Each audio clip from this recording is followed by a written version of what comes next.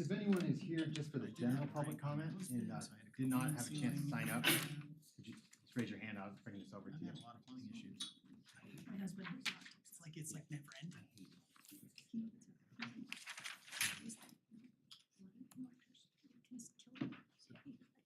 Yeah, I don't like to mess with electricity. Water I can handle.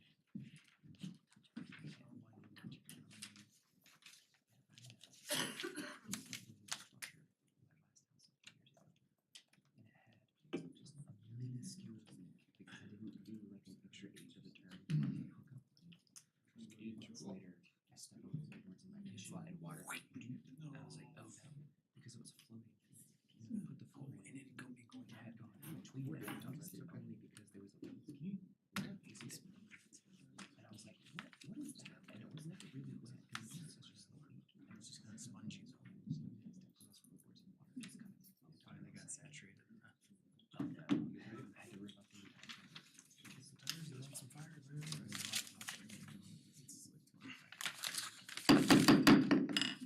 Good evening, everyone. I'd like to welcome to the Board of Trustees meeting for May 9th, 2023. Will you please stand and join me in the Pledge of Allegiance?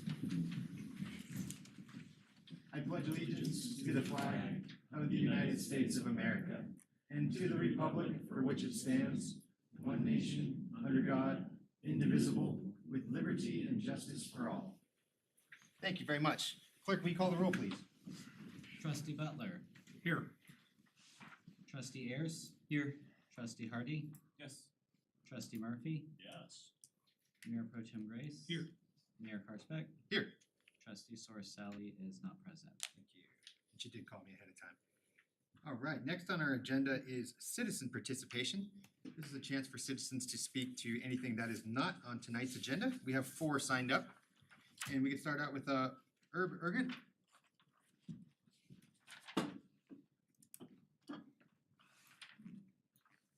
It's 568 Canyonlands, correct? That's Yes, correct. what you read. Okay, thanks. Thank you. And as a resident, a community member, and also president of the Berthoud Pickleball Club, I want to thank you a month ago approving the new courts at Wagner Farm. Thank you very much. I really appreciate that. After the approval of that, Jeremy came up and made a statement that there was a chance that they were going to maybe take out the town park courts before the other courts were finished. Of course, being a public person, I couldn't have part of that discussion or question that, but I did as a club. We submitted our schedule of activities for this summer through September, and then this week I got response back from the recreation department that they would be taking out those courts in early June. And the latest event they would let me schedule or scheduled with me is June 7th. And I want to refer back to the January 25th trustee meeting where we had the discussion about the new courts and town park courts not being taken out then. And there were several trustees here that supported those courts do not get taken out until the new courts are in place. Not once the new courts are approved or the funding is for the new courts, but when the new courts are playable, these courts would go. I went to the port meeting on March 2nd and participated in the design of those courts. And I also had a discussion with Trustee Hinman afterwards. He assured me those courts would stay until the new courts were in place. He said, but I can't guarantee you 8 courts because the funding may not be there for 8 courts, but it's important to get the youth ball fields taken care of and the new development for that. So, you know, how much money they have for pickleball courts could depend. So I just ask this board to revisit, you know, I went to the minutes and all it says in the minutes about that night, there's no comments of any trustee. It says Kirk provided clarification that the pickleball courts will not be removed until the town board has decided to move forward with the redevelopment of Town Park. And that's what we're dealing with, the redevelopment of Town Park. I'm asking you as a board of trustees to support this community. When I talk to the pickleball community and other people, they can't believe that you want to take those courts out in June and not wait until September or October. And I know that's not on your agenda tonight. I expect it will be in 2 weeks, and I know there's several people in the community want to come and speak, but I wanted to give you, my heartfelt concern. I can't schedule the activities, and we're a club and we have activities, but those courts are used 7 days a week by the community, and that's the community that you're impacting. And thank you. Thank you very much. Is that correct, June, they'll be going? I don't think so. I'm not sure what the schedule is that, was provided, but I don't think that June is a realistic date for those courts to be removed. Okay. So I remember there might be some, like a month, but I didn't know it'd be 3 or 4. It could be, I mean, that's something we talked about at the meeting when you approved the pickleball court project. Because of some lead time items, the contractor on the pickleball courts isn't expecting to start until July. Okay. We did receive bids for the town park project a week and a half ago. They were a little bit over budget, and so we're trying to work through that. Thankfully, they weren't twice the amount of our budget, like a couple of the projects that we've had. They were about 15 to 20% over budget, and so we're trying to work with the contractor to do some value engineering on that. We would expect to bring that to you at the next meeting for consideration and hopefully approval. So, it's highly unlikely it'll be early June. I can say with surety it isn't gonna be June 7th if we don't bring this to you until the end of May to approve. Contract details have to be finalized, pre-construction meetings have to occur, there's lead time.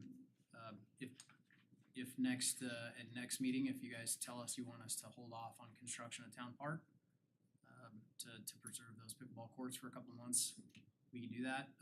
That'll likely push a lot of that construction in the wintertime, which, as you all know, will be a little messy, but it's gonna extend into wintertime anyway. We're trying to get the majority of it done. Okay. During the summer and fall, so. Okay. We can have that conversation at the next meeting for sure. Thank you. I don't, from a staff standpoint, I think it's just, it's a priority decision. Okay. Thank you, Mr. Herget, for showing up. Thank you. Next, Teresa Rimsky.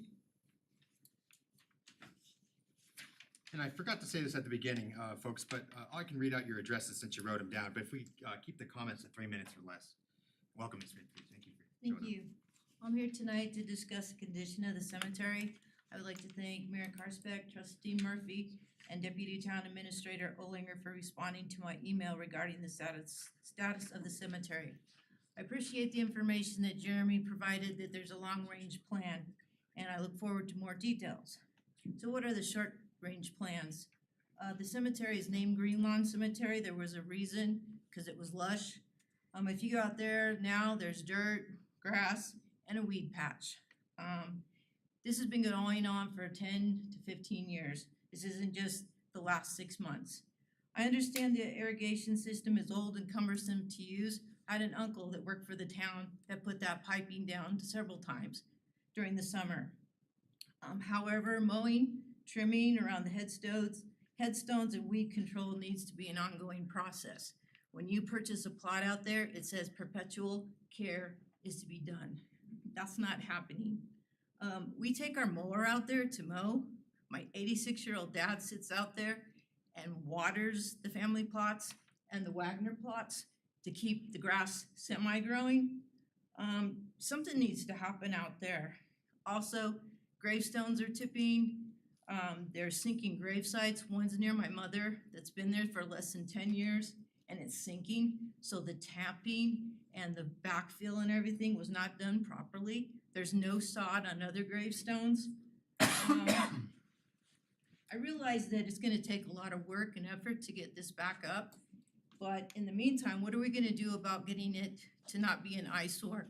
You have Mother's Day, you have Memorial Day coming up, and more people are gonna be out there, and you're gonna get more complaints. And I know my family has complained, the Wagners have complained, and nothing seems to be happening.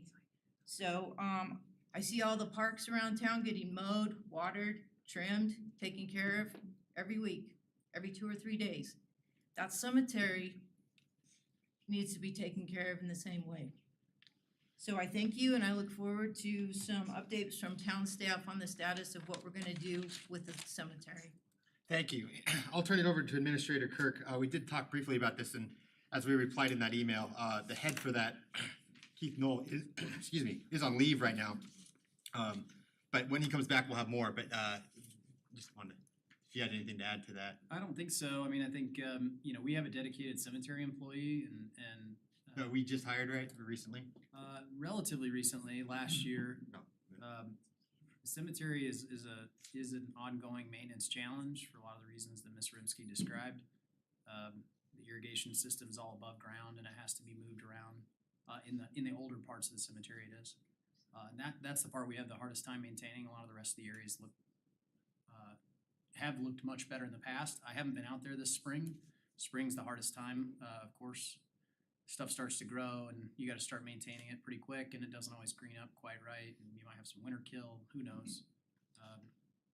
I think the simple answer is we're committed to maintaining the cemetery the best way we can.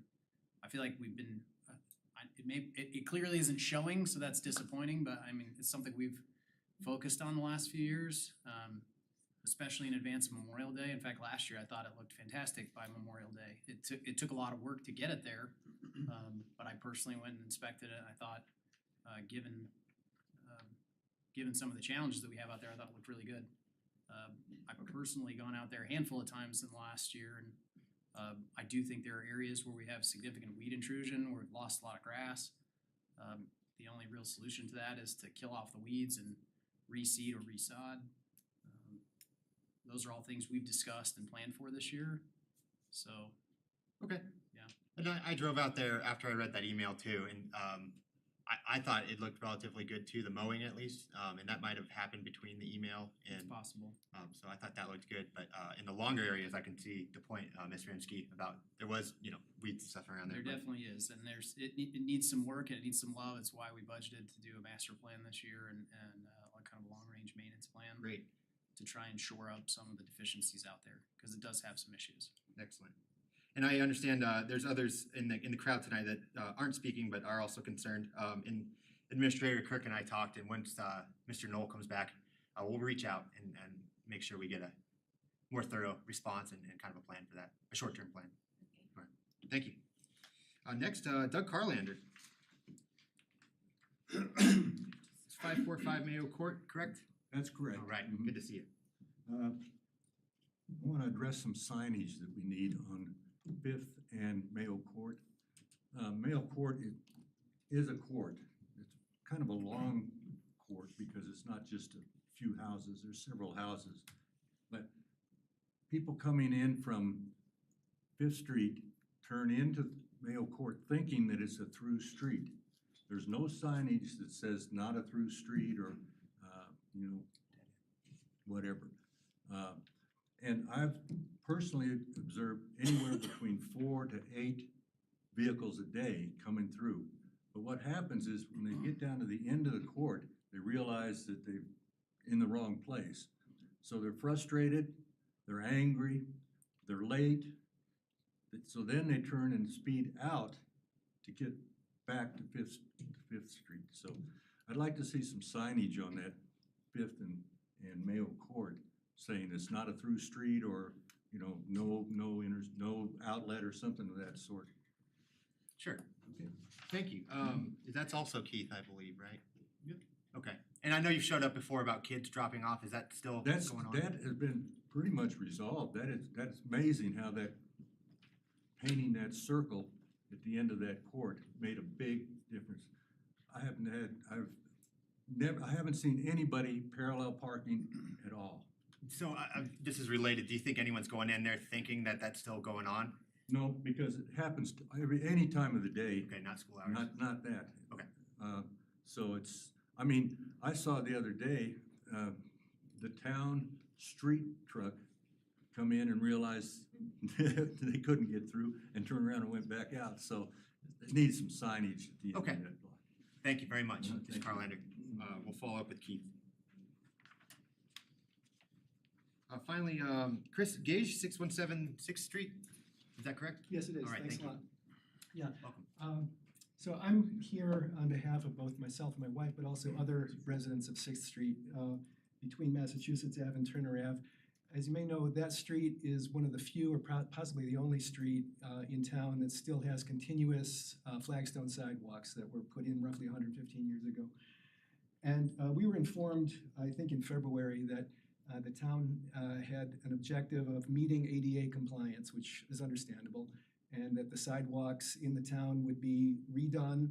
And we had the option of either having our flagstone sidewalks removed and replaced with concrete, and that would be a town expense, or the alternative would be we could get the flagstones finished, or I should say fixed, at our own expense.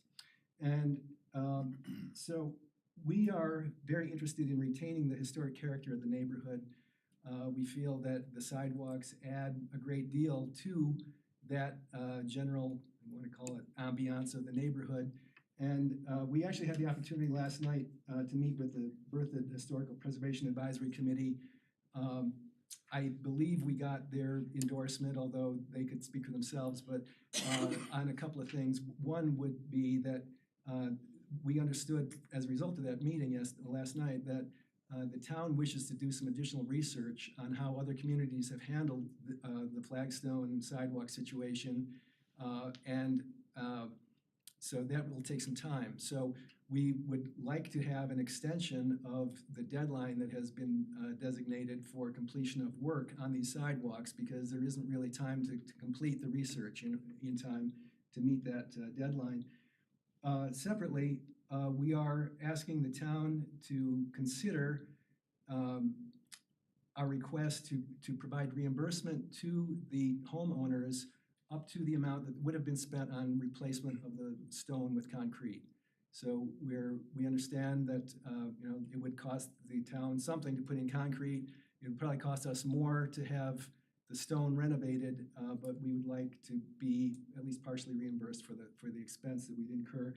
And while that is of interest to all homeowners, I know there are some on the street for whom that would be kind of a deciding factor of whether or not they want to retain the sidewalks, because it's a financial burden for them.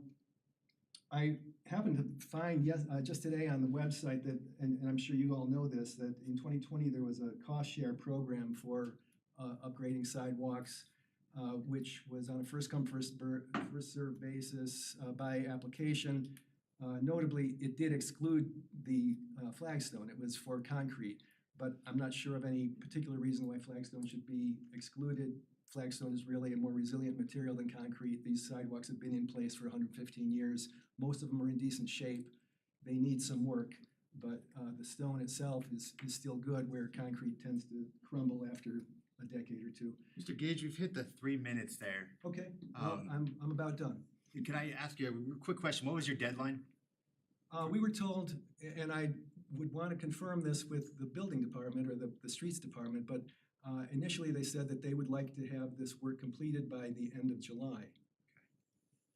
I believe that's accurate, but Keith from the building department could confirm that. Sure. And Keith's out for all these, but absolutely. Well, thank you. And Trustee Hardy's been pushing for a conversation on that. And I think reports at the very end would be a good opportunity to see if the board would support at least a conversation on that. But thank you. Thank Thanks you for your very commitment to the Berthoud history. Is there anyone that wishes to speak that did not sign up? All right, thank you. And thank you all those that showed up to speak on these various items. Very much appreciated. And don't feel obligated to stay, but you're welcome to if you'd like to, so thank you very much. All right, we can roll on to our regular items. We'll start off with consent. Would trustees like anything removed from consent? Otherwise, is there a motion to approve? Move to approve the consent agenda. Is there a second? I'll second. Mayor Pro Tem has moved to approve. Trustee Hardy has seconded. Clerk, can we have a roll call vote, please? Trustee Murphy, Yes. Trustee Hardy, Yes. Mayor Pro Tem Grace. Yes. Trustee Butler, Yes. Trustee Ayers. Yes. Mayor Karspeck. Yes. All right. All right, next on our agenda is the Harvest 47 preliminary plat. And this is a public hearing, so I can go over that format real quick. This will be a presentation by staff, and then the board can ask questions. I'll open it up to the public for any input by the public, and then we'll close it and have deliberation on this. I'll turn it over to Administrator Kirk. Do you have anything to add? No, that's great. Okay, Planner Johnson's here. Welcome. All right, thank you, Mayor Karspeck and members of the Town Board of Trustees. So tonight we are going to hear a request for a preliminary plat by the applicant is Larry Bebo, and this subdivision is named Harvest 47. The location you can see on this map is south of State Highway 56 or Mountain Avenue. It is west of the intersection of Bermuda Road and Dorothy Drive. So again, just a little bit more on the process. Where we are in the land use hearing process. One, we have pre-application meetings with the applicant. We have lots of technical meetings regarding water, sewer, stormwater, the streets and roads, the planning process. Then an application is submitted, the completeness review is done, referral agencies have an opportunity to respond, such as school districts, fire district. Then we provide staff comments and meet with the applicant regarding those referral comments. And those are addressed, and once the application is ready to go, all of those items are addressed. They go to Planning Commission, and then they come here for you. During the public meeting, we're gonna have another slide on that process, but then after the approval this evening, conditions of approval, if there are any, are required to be met, documents are signed, executed, and then they are recorded. So where we are this evening, we're right here in this public meeting process, and as Mayor Karspect described, there is going to be this public hearing tonight. After staff provides their comments, the applicant may or may not have a brief presentation to make. Public comments then will be opened. After all that testimony is provided, then Mayor Karspect, you close public testimony. And then at that point in time, the applicant has the opportunity to come up and rebut any comments that were made or answer any questions that are made. And then after that point in time, then you all ask questions and deliberate.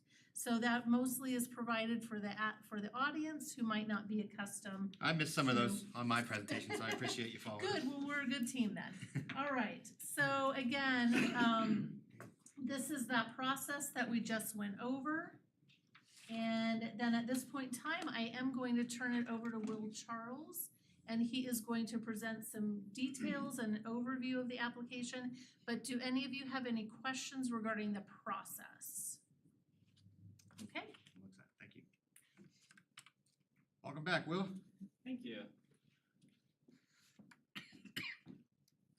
Do I state my name before I start?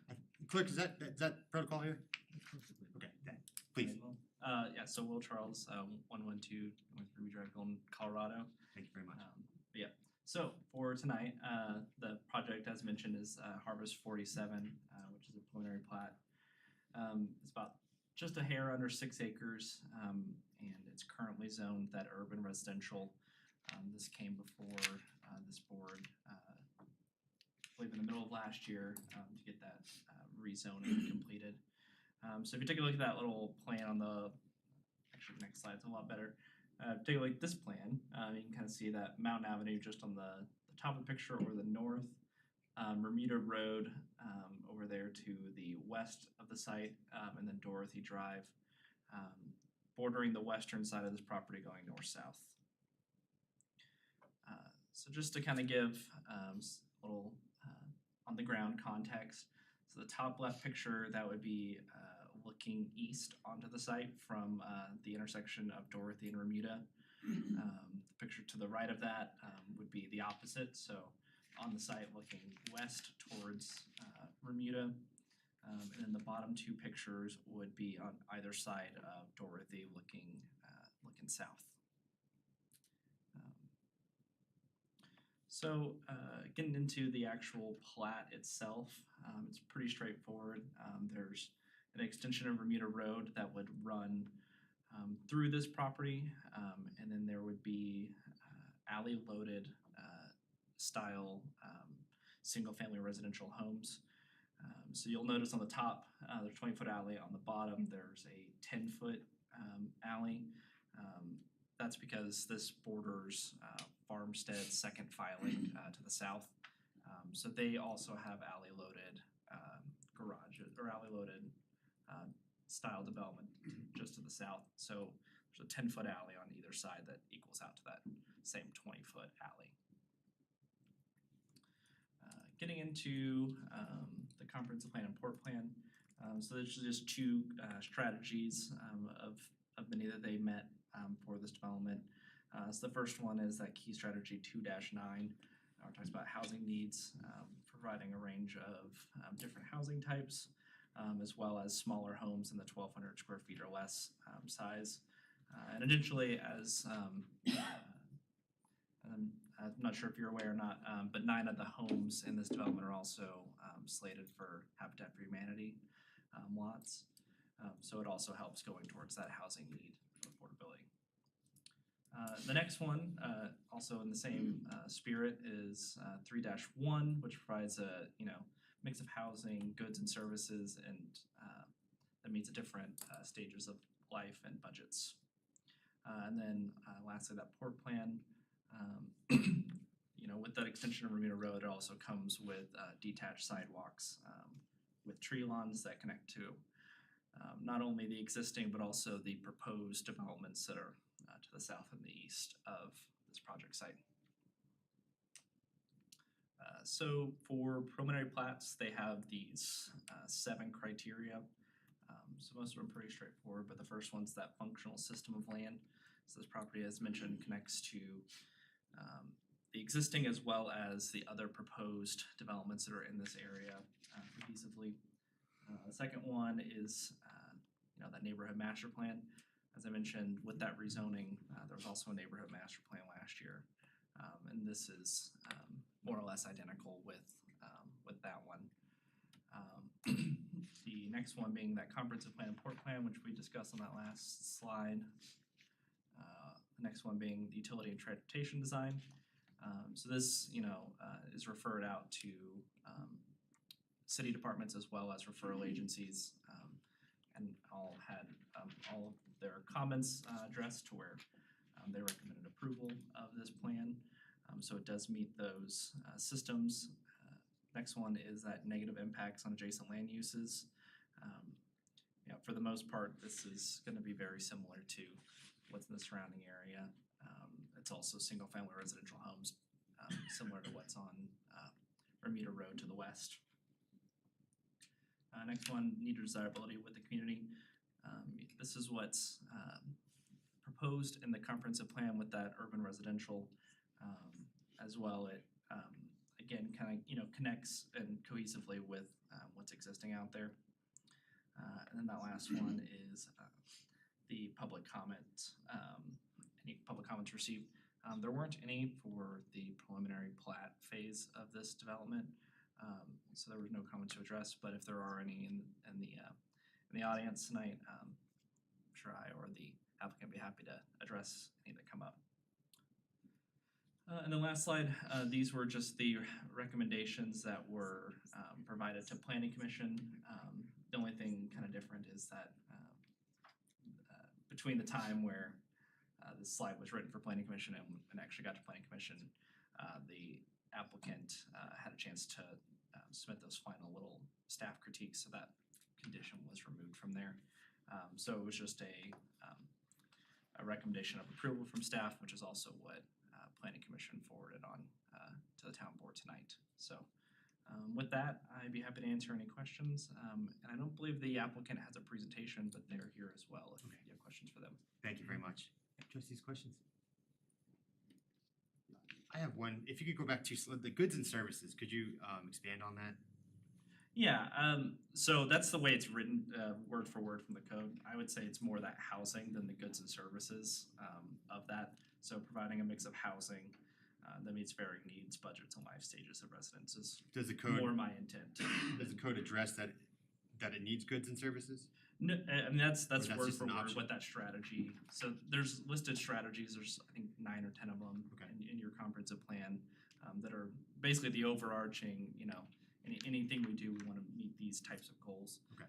So that's word for word what it says in there. I would take that as those things are a goal in the community, and housing is what this one provides, but Okay, that's my interpretation. could of you what just that- go back one slide, so I could read that? This one? I'm sorry, where it said, oh, were you on it there? I'm sorry. Yeah. Is this one you're going for? Yeah, sorry. You're good. Nixon. Okay, thanks. Any other questions, trustee? On the site map, you were showing that the north side had a 20-foot alley completely on its own. The southern one has a 10-foot half alley. Yep. Who's responsible for maintaining that? That'd be the HOA. For the southern one? Are you being between the two? Right, because they're sharing an alley. Alleys Yeah. typically are paid for by the HOA, and I'm just gonna make sure that Yeah, It's- and that'll mostly need to be an agreement between those two HOAs on how they handle that. And I'll let the applicant kind of address their plans for that Okay. that portion. I think they can probably answer better than I can. Yeah, that was the big question I had. Looks like there's a detention pond on the northeast is kind of what I'm seeing here, is that correct? That little portion to the top right. Yes. Yeah, so it's outside the site of this plan. It's on the portion that was subdivided from the northern. So this basically, this time last year, this was part of the nursery property that's to the north of it. So it was subdivided to allow for this development. So that drainage portion is all on that nursery property. It's behind That's those untouched. Oh, okay. Okay. Yeah. All right, yeah, that's all I have. Anything I just said plant nursery, not children nursery. Oh, right. That's That's a terrible place for detention. Yeah. All right, doesn't look like we have any more questions. Thank you. If the applicant, I know there's no presentation, would you mind addressing the alleyway between the two properties? And welcome. Thank you. If you could state your name and address too. Yeah, Michael Cook, 970 East County Road 8, Berthoud, representing the project. I'm our construction superintendent for Habitat for Humanity. And our opportunity, as you all heard when we did our neighborhood master plan, was to participate in this project and to gain 9 lots for Habitat for Humanity at no cost to us from the developer. So we're really excited to be here. Like Will said, the project is very much like you saw at the neighborhood master plan. A couple of subtle changes. We've eliminated 2 lots just to get a little more elbow room on some of the lots. Probably doesn't happen very often with the project, okay? We've also chamfered the corners at the alleys to give us just a little bit more of a turning radius. It actually won't have an impact on our building envelope at all. We're all good. Just makes it harder for me to stake it now, but we'll be okay. Let's use some geometry. We've worked long and hard with the neighboring project to coordinate so that these 2 projects fit together like they were planned together. With grading, utilities, and the shared alleys. The south alley of our project is shared half by our project and the half by Farmstead project. And our HOA, the only thing really it's going to be doing is maintaining the alleys. That's its role, okay?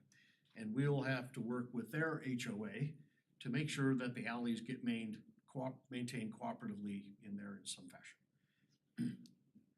Not a huge problem, but an issue we need to check the box on. It's not just the south alley, you also see on the very east side that there's a shared alley in there. Backs up on the side of one of our lots, and it would be the alley loading of some townhomes on their project in through there. Ends up being a wider alley, actually, than 20 feet in there, which was one thing we talked about at the neighborhood master plan, about is a little bit more wiggle room to get cars in and out of there. So we did a few little changes on the layout of the trees, on where some of the utilities connect, but all of those things have to get finished when we get the construction plans done, because we put a manhole here and a sewer pipe there, now we can't put a tree there, we need to move those things around. And so all those things get that final 20% of adjustment as we do the final plan. We'll be heading down that path as quickly as we can. I don't know if anyone had any other questions for me. Any other questions for the applicant? Trustee Murphy? Oh. Trustee Murphy, go ahead. Just a quick question. It was mentioned in the letter, tree species, picking maples, oaks, and honey locust. Right. I'd just ask you to coordinate with arborist Furnace on those, because it seems like we've been kind of moving away from the maples as well as some of the other species. We met with him out on the site, or I did, Okay. out there on the site, talked about it. Because our initial presentation, we had oak trees everywhere. And he said, no, you gotta mix it up. And so we've done that. And we put a mix of the 3 trees that are on the approved list now. You know, we just went to Larry and said, Larry, you're the landscape guy. He says, I like the oaks. I said, give me 2 more trees. And so he went to the town's list and picked those out and did those. We'll certainly coordinate with him as we do it. And that's part of our final plat, is a really important sheet, which will be the landscape plan. That'll take into account all those utilities and the details and the street lights, if we can figure that out with Excel, and how that all works and where we can place them and where we can't. But yeah, we might even go to 4 species, I don't know. It's all good. It's tricky. Sure. Madness. Trustee Madness. No. Okay. Trustee Butler?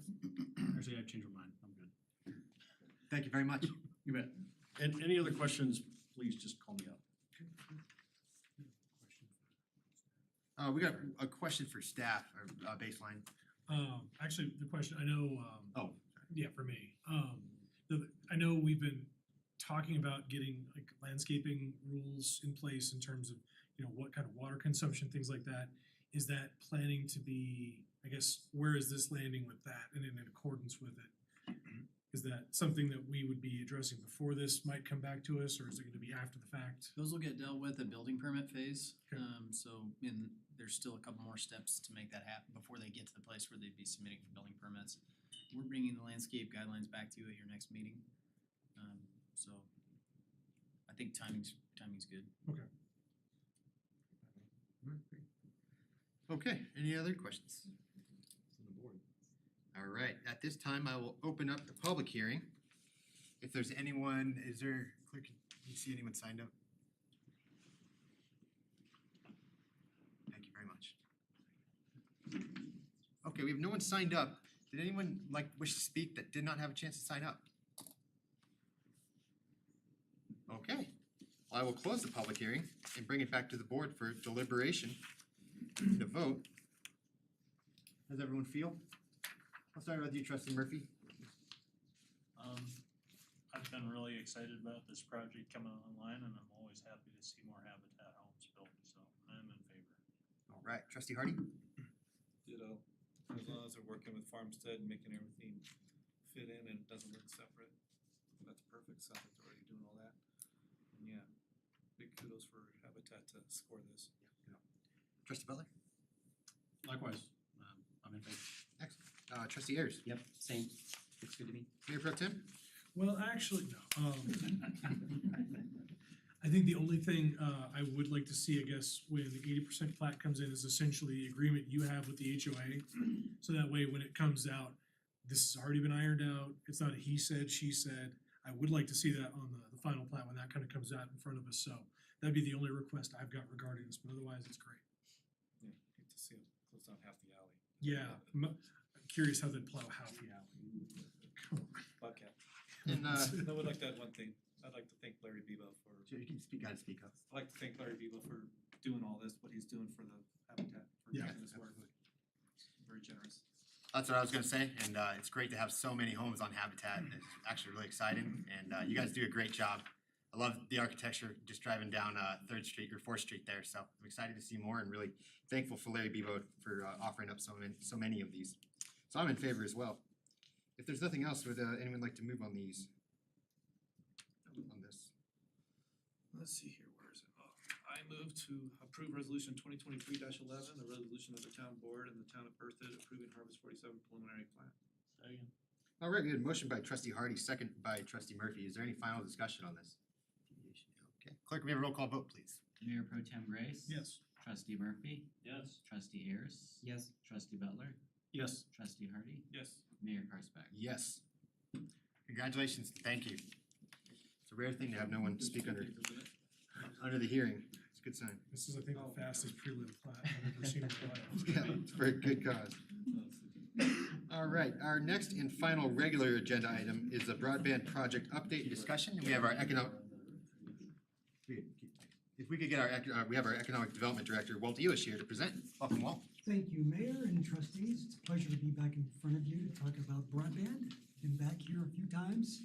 We've been looking at this for about a year, off and on. And I've been keeping you all updated as the progress we've been making, slow progress. And we started looking at 4 communities, looking at bringing broadband into the 4 communities together.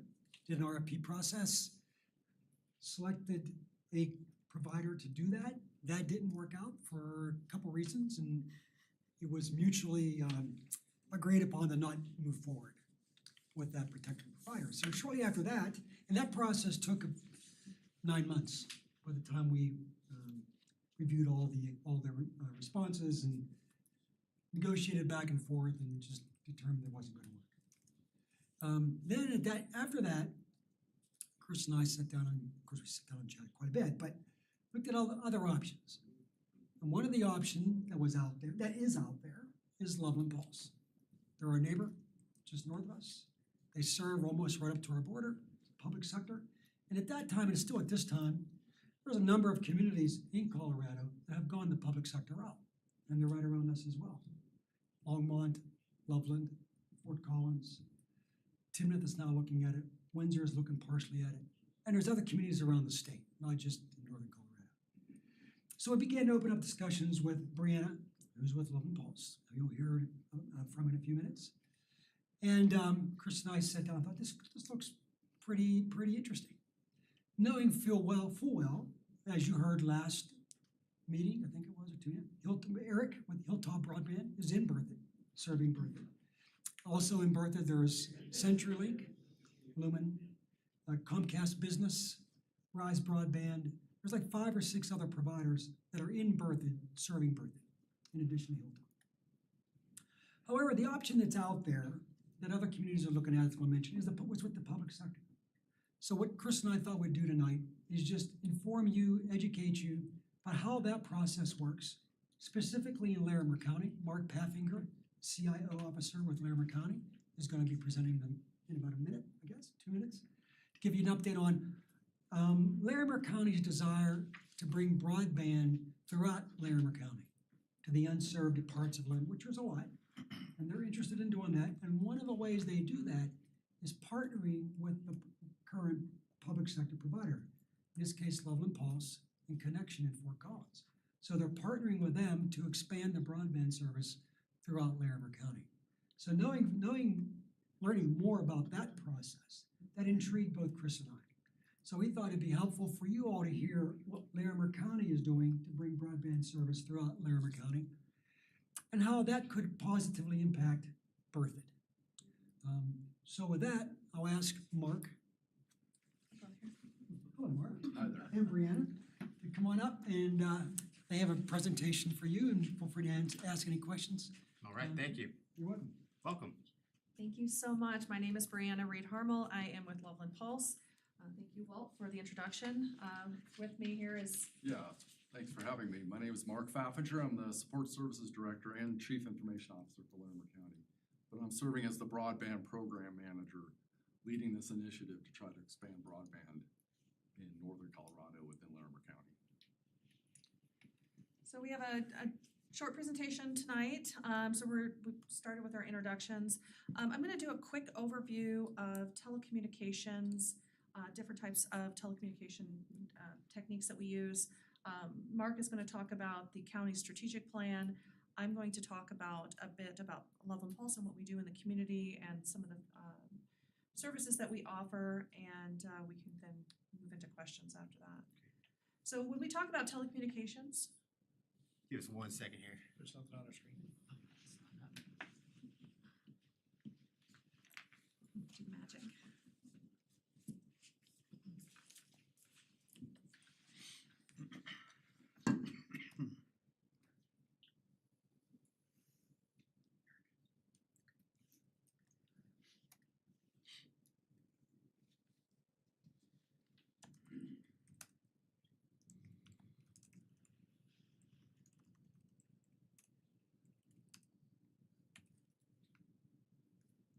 Marion. All right, try this again. So telecommunications are really how we communicate, and there's a variety of different ways that we do that. One is through wireless technology, and we talk a little bit about, we're most commonly familiar with cell phones, the wireless that's used in your home, the Wi-Fi that's used in your home. But there's also radio frequency transmission, you have satellite options as far as telecommunication goes, and then you have wireline products. So those typically are your point-to-point, what was that? Rise Broadband. Yeah, Rise Broadband, you have fiber, you have your traditional cable providers and your telephone providers. And what they're all doing is those are bringing those that telecommunication to your home through a wire rather than through the air. All of them have the same purpose at the end of the day, to provide us a way to communicate outside of our home, outside of our communities. I do want to make sure that we talk a little bit about the difference between cell phone, 3G, 4G, and 5G. Oftentimes those get confused with gigabits, so when you're talking about the speeds that you get on your wireline communications, either through a fiber optic connection or through your cable connection, the difference is that those are generations. So when you're talking about like cell phone towers, those 3G, 4G, and 5G is generations of cell phone technology. And when you're talking about the internet connection in your home or your business, that is actually speed-based. Those are gigabits of transmission of data. Any questions about technology before we kind of move on? So what we do here at Loveland Pulse is fiber specifically, and we're going to get into a little bit more detail on that. But why are we even here in the first place? So broadband has become a necessity, especially post-pandemic. The need for communication in your home and your business, especially for all the work from home things that came up during the pandemic, telehealth that's coming and becoming more popular, education, economic development. How do you compete with the communities next door to attract those high quality businesses and high quality residents that want to work at those businesses? And really, how do you future-proof your communication for the next generation? Because there are a lot of different ways that you can communicate, and a lot of different ways that you can put infrastructure in the ground, but if you're going to invest in that technology, we really want to do it in a way that is going to be the most future-proof going forward with this little upgrade that's needed to meet the technology demands of our future. Right now, the federal government defines broadband speed, so broadband versus other types of communication, as 25 by 3, and that's a pretty antiquated speed level. Really, what we're seeing as need is more than 100 megabits upload and download for anybody to be able to actively participate in work from home, enjoying entertainment at their home, and really making sure that you have symmetrical bandwidth in order to meet those demands. There is talk about increasing that minimum broadband speed level to 100 by 20 to make sure that we're increasing that as the demand increases over time.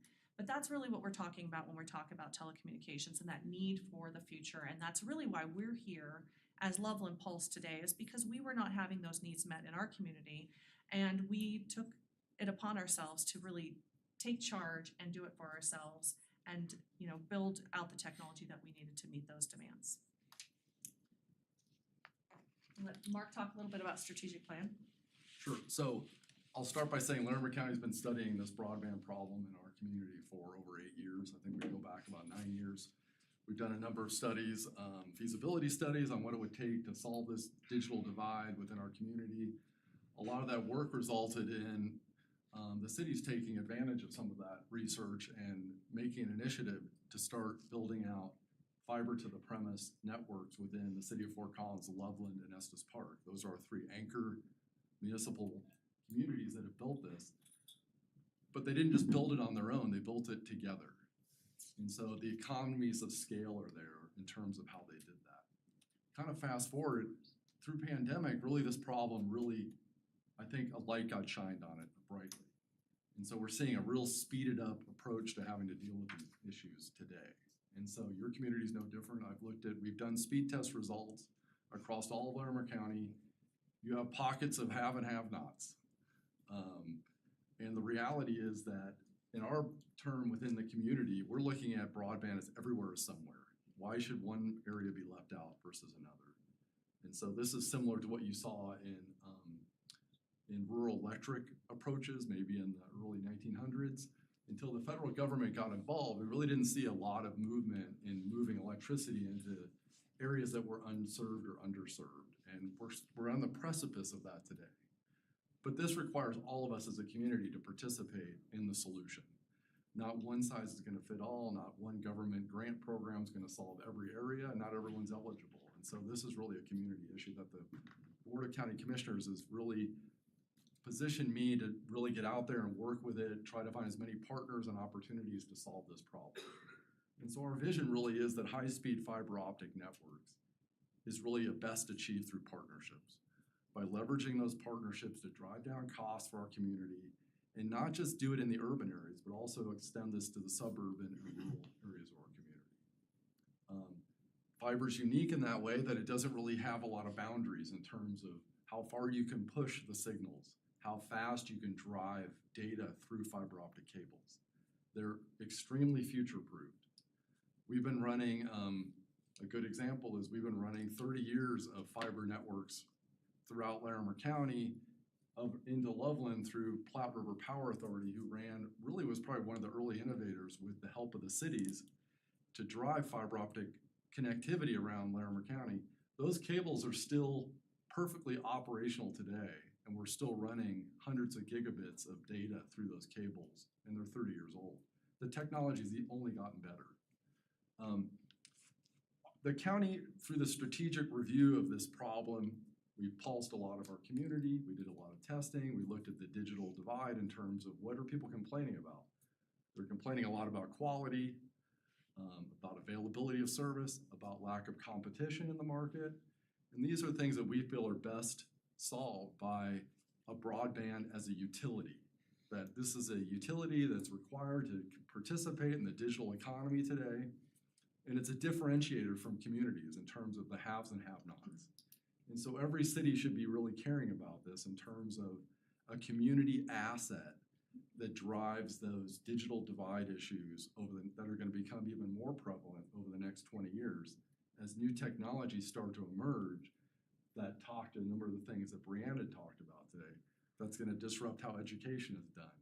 That's going to change the way in-home medical devices collect data and transfer that information to smart computers in the cloud that make real-time diagnostics.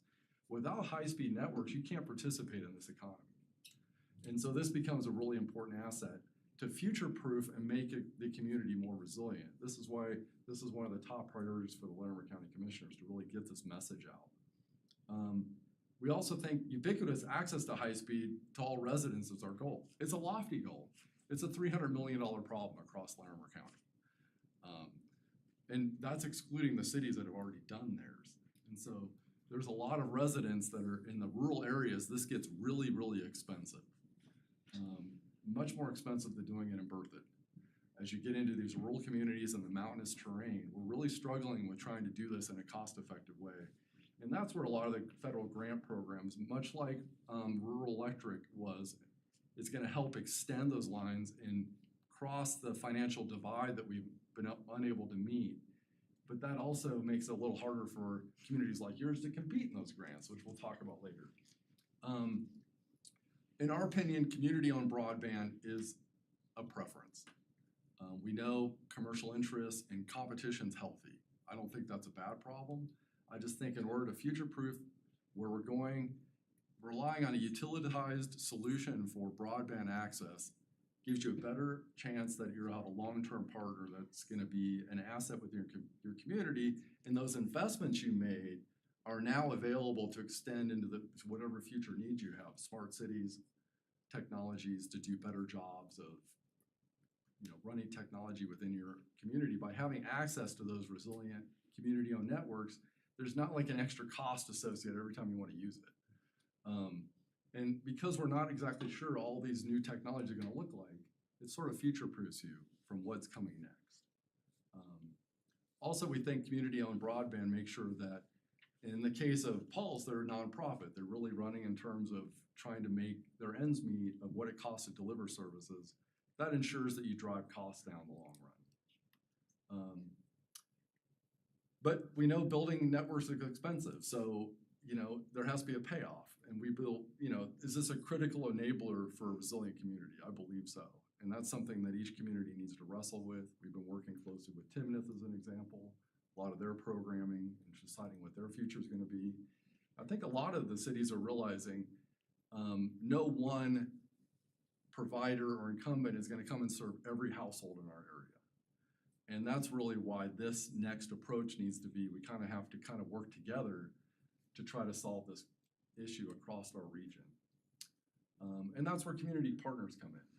By leveraging the assets that are already built by Pulse, by the middle mile connections that the county are willing to pool to the remote areas of the community, by leveraging connections into the high-speed network. There's no pop into the network in Larimer County. So you got to go somewhere else to get to the internet. And that's either Loveland, that's either Denver or Cheyenne for the most part to get onto the high-speed backbone of the internet. And so those problems have already been solved. And so by leveraging those existing assets, we're just extending those already built capabilities into your community. And so the other thing is through the relationships we've built through our community, the Loveland Pulse, Fort Collins Connections, they see this as a regional problem also. Their employees live and work outside of their city boundaries. They know people live and work and play who aren't from their cities.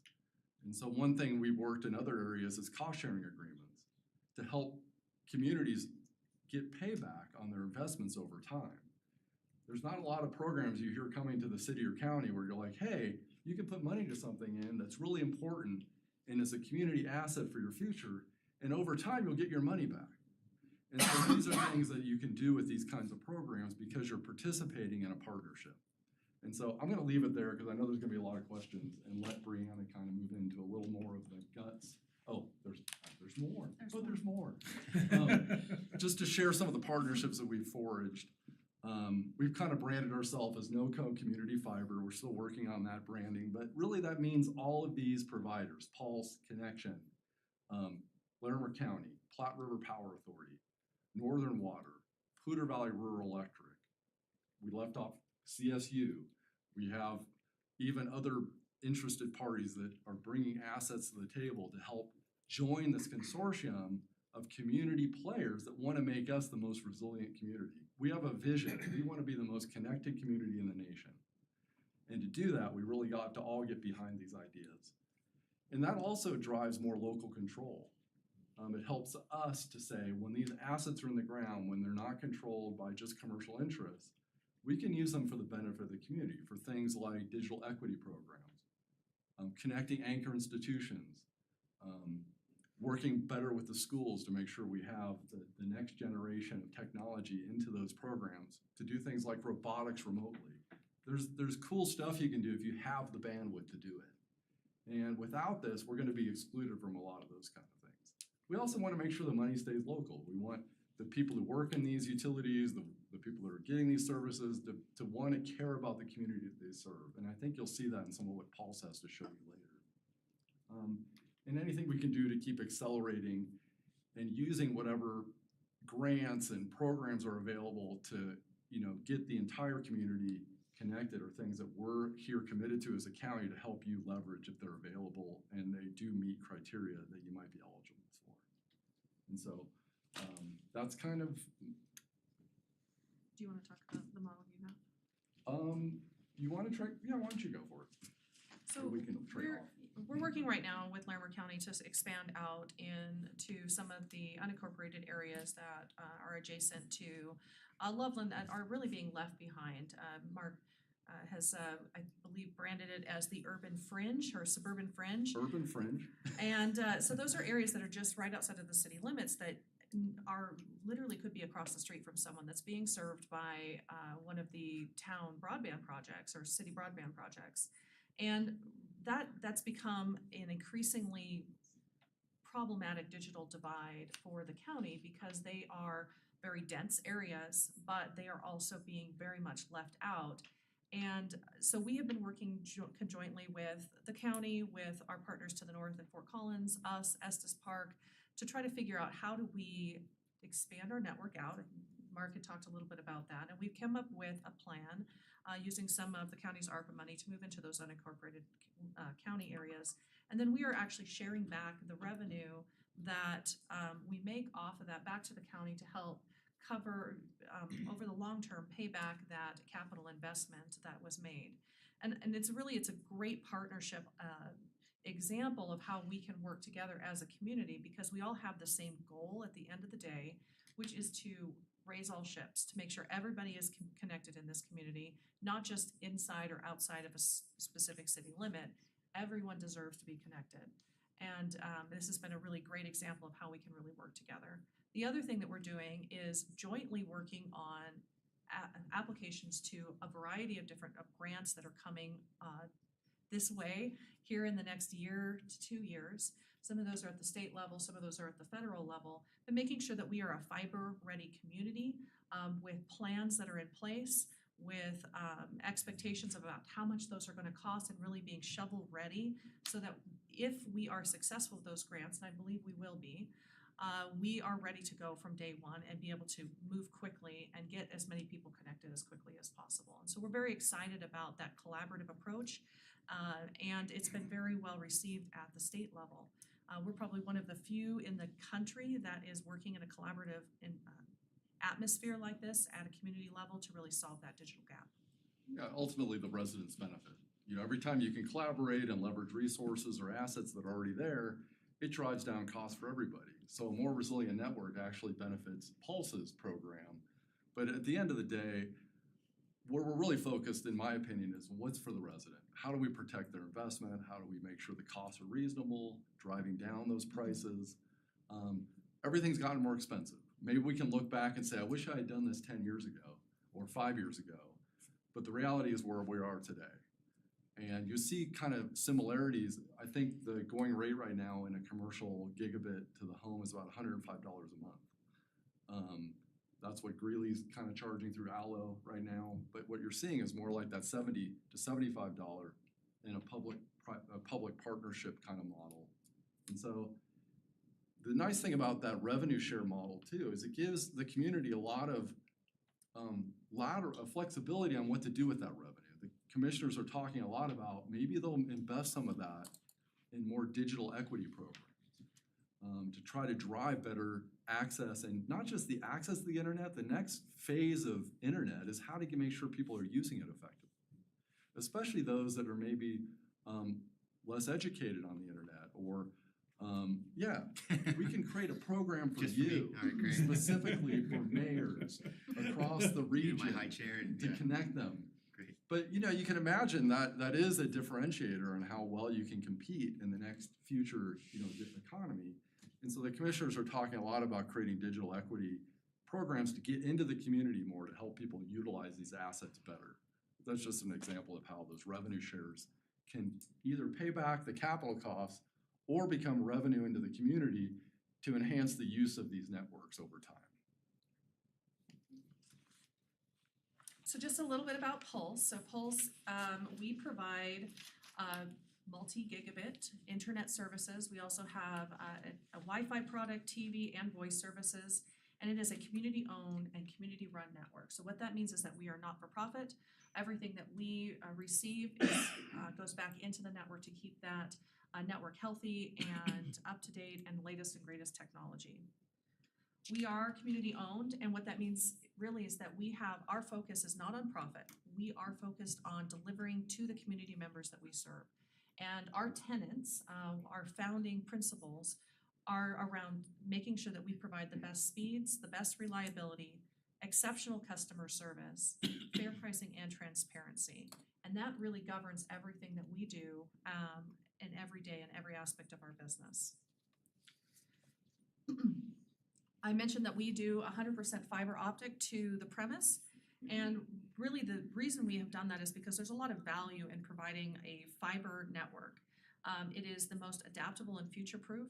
For us, we use what's called a passive optical system, which means there's only electronics, things that need power, at 2 points on the network. That's at the head end in the central offices and then at the customer premise. Everything else is passive, And that makes it very resilient and very reliable. You don't have to worry about if the power goes out and having the network go down. As long as there's power at the customer's home or there's a UPS, you still have internet connectivity there. It's very green too. It's also very green. Basically all they do is they bounce the light signals across a certain number of cable strands to get to a X number of houses per head end. So by running these, you really don't need any equipment in the field, which is really unique. A lot of the more older technologies in telecom, you had to have power at specific stations by neighborhoods. And really a lot of this allows you to just drive past that and only put a small unit in the home. And there's a little power at the where the main equipment sits in a protected data center. Or maybe it's a fancy closet somewhere or but that is a pretty unique aspect of fiber technology. It makes it really resilient. And really the only thing that differentiates how fast it goes is the optics you put on the other end, which basically means the type of how you send the light through the cable, through the piece of glass. And so, you can buy optics that go hundreds of gigabytes through pieces of glass, or you can use less expensive ones that put like 10 gigabytes through pieces of glass. And so you can imagine in 10 years, 100 gigabit could be the standard by simply changing out a small piece of optic at the end of the network with a different one, and the end head unit, you've now upgraded your network without really doing anything else. And actually, we have just gone through completing an upgrade to our network. We're only a few years old, but we've already gone from a 1 gigabit standard network to a 10 gigabit standard network across the entire community where we serve, which is pretty exciting. We're wanting to make sure that we have the best technology available for our customers because they need that in order to be able to move into the future. We can do, we'll talk about this a little bit more, but we can go even higher than that with very little effort. That point about home value might be worth mentioning. Yes, so fiber-enabled communities and homes in particular have better resale value.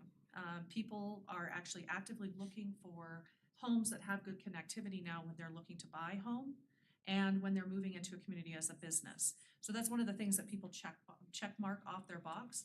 We actively get calls from customers to make I'm looking at a couple of different houses. Can you tell me if these addresses are serviceable or not? And those are types of anecdotes that we hear that are actually changing the way that people shop and communities that they choose to move into. So they may choose to move into one community where there's fiber rather than a community down the road that may not have the same level of connectivity. So considering yourself to be a marketable community and attracting those businesses and those residents is important. We provide 24/7 local customer support. So our customer service agents are here in our community, and our 24/7 knock is also here. We actually one of our partnerships is that we actually partner with the neighboring communities, Fort Collins, Estes, Longmont, in order to provide a 24/7 tech support. And that's another way that we have collaborated together to provide a better regional partnership. Our field operations are here, everybody that lives or that works in our offices live and work in the communities in which we serve. And we've actually been recognized for customer service by some of our vendor partners as well. We're all about our community. So one of the things that we do differently is that we are embedded with the anchor institutions in our community. So one of the founding groups was Thompson School District, which also serves the Berthoud community. They were huge proponents of building out a fiber network because at the time that Loveland was looking at the possibilities of different directions that we could go, our school districts in Loveland, or the school in Loveland, were having a very difficult time doing standardized testing. There wasn't enough bandwidth to all of the schools in the community to actually to actually have all the students testing at the same time. They were rotating schools through, they were rotating classrooms through within the schools because they literally didn't have enough bandwidth for everyone to be online. And so we have established those local partnerships very early and have actually extended those into into the unincorporated areas through different grants that we've gotten through Department of Education with combination of TSD to serve the Big Thompson Canyon as an example, and some of the mobile home communities on the kind of the fringe of the Loveland area. And those are some of the examples of things that we do as a partner that, you know, it's part of our founding principle. We also do anniversary giving programs. So on the anniversary of your connection with Loveland Pulse, we provide a donation in your name to a local charity. And we have a number of different donations for different teams on our within our group. And we also actively promote volunteerism. Took a little bit of a hit during the COVID period, but we were very active before and as much as we could during COVID, and have certainly bringing that program back up and running as we kind of exit that. And our community says wonderful things about us as well. So we have strong customer service reviews, our Net Promoter Score, which is would you promote us? Would you actively suggest us to your neighbors or your family members? Is in the high 60s. The industry average for communication providers is in the negative, so negative 20 to 30. And so it's a pretty big accomplishment that we're very, very proud of. That score, if you don't know, means it's like top quality. That's stuff Apple tries to get at, those 60 numbers. If you can get up into 60, 70, you're the best of breed, top of the top. So, you know, I know she's not over promoting this score, but it's something to be pretty proud of. A Net Promoter Score in the 60s is pretty unheard of for any telco provider. There's a lot of stuff that can go wrong with computer equipment. Just a quick overview of some of the packages we provide. So I mentioned that we provide a variety of different packages to meet the different needs of our community members. These are residential packages. We provide anywhere from 100 by 100 symmetrical all the way up to 10 gig symmetrical for $199 a month, which is absolutely amazing price for that type of speed level. These are all symmetrical, so the upload and download speeds are going to be the same, and that's really important if you are a small business owner, if you do Zoom calls, if you do anything that sends files out of your home or your business. Those symmetrical speeds are really important. We also don't do data caps, we don't do contracts, and we don't throttle customers if they kind of are using too much bandwidth, even though we don't have, you know, listed data caps. Something that we just launched that I'm really, really proud of is our adaptive Wi-Fi. So this is state-of-the-art Wi-Fi product that we are offering to our community, which comes with a speed boost. It comes with a Home Pass by Plume, which is an award-winning Wi-Fi product that provides a variety of different options, including parental protection and sense, and it has ad blocking and protection to your home to make sure that your devices within your home are safe from any external threats. And then we also have paired that with a TiVo Plus product, which are fast channels, free ad-supported channels as well. And so this is really, we just launched this. I'm really excited about it.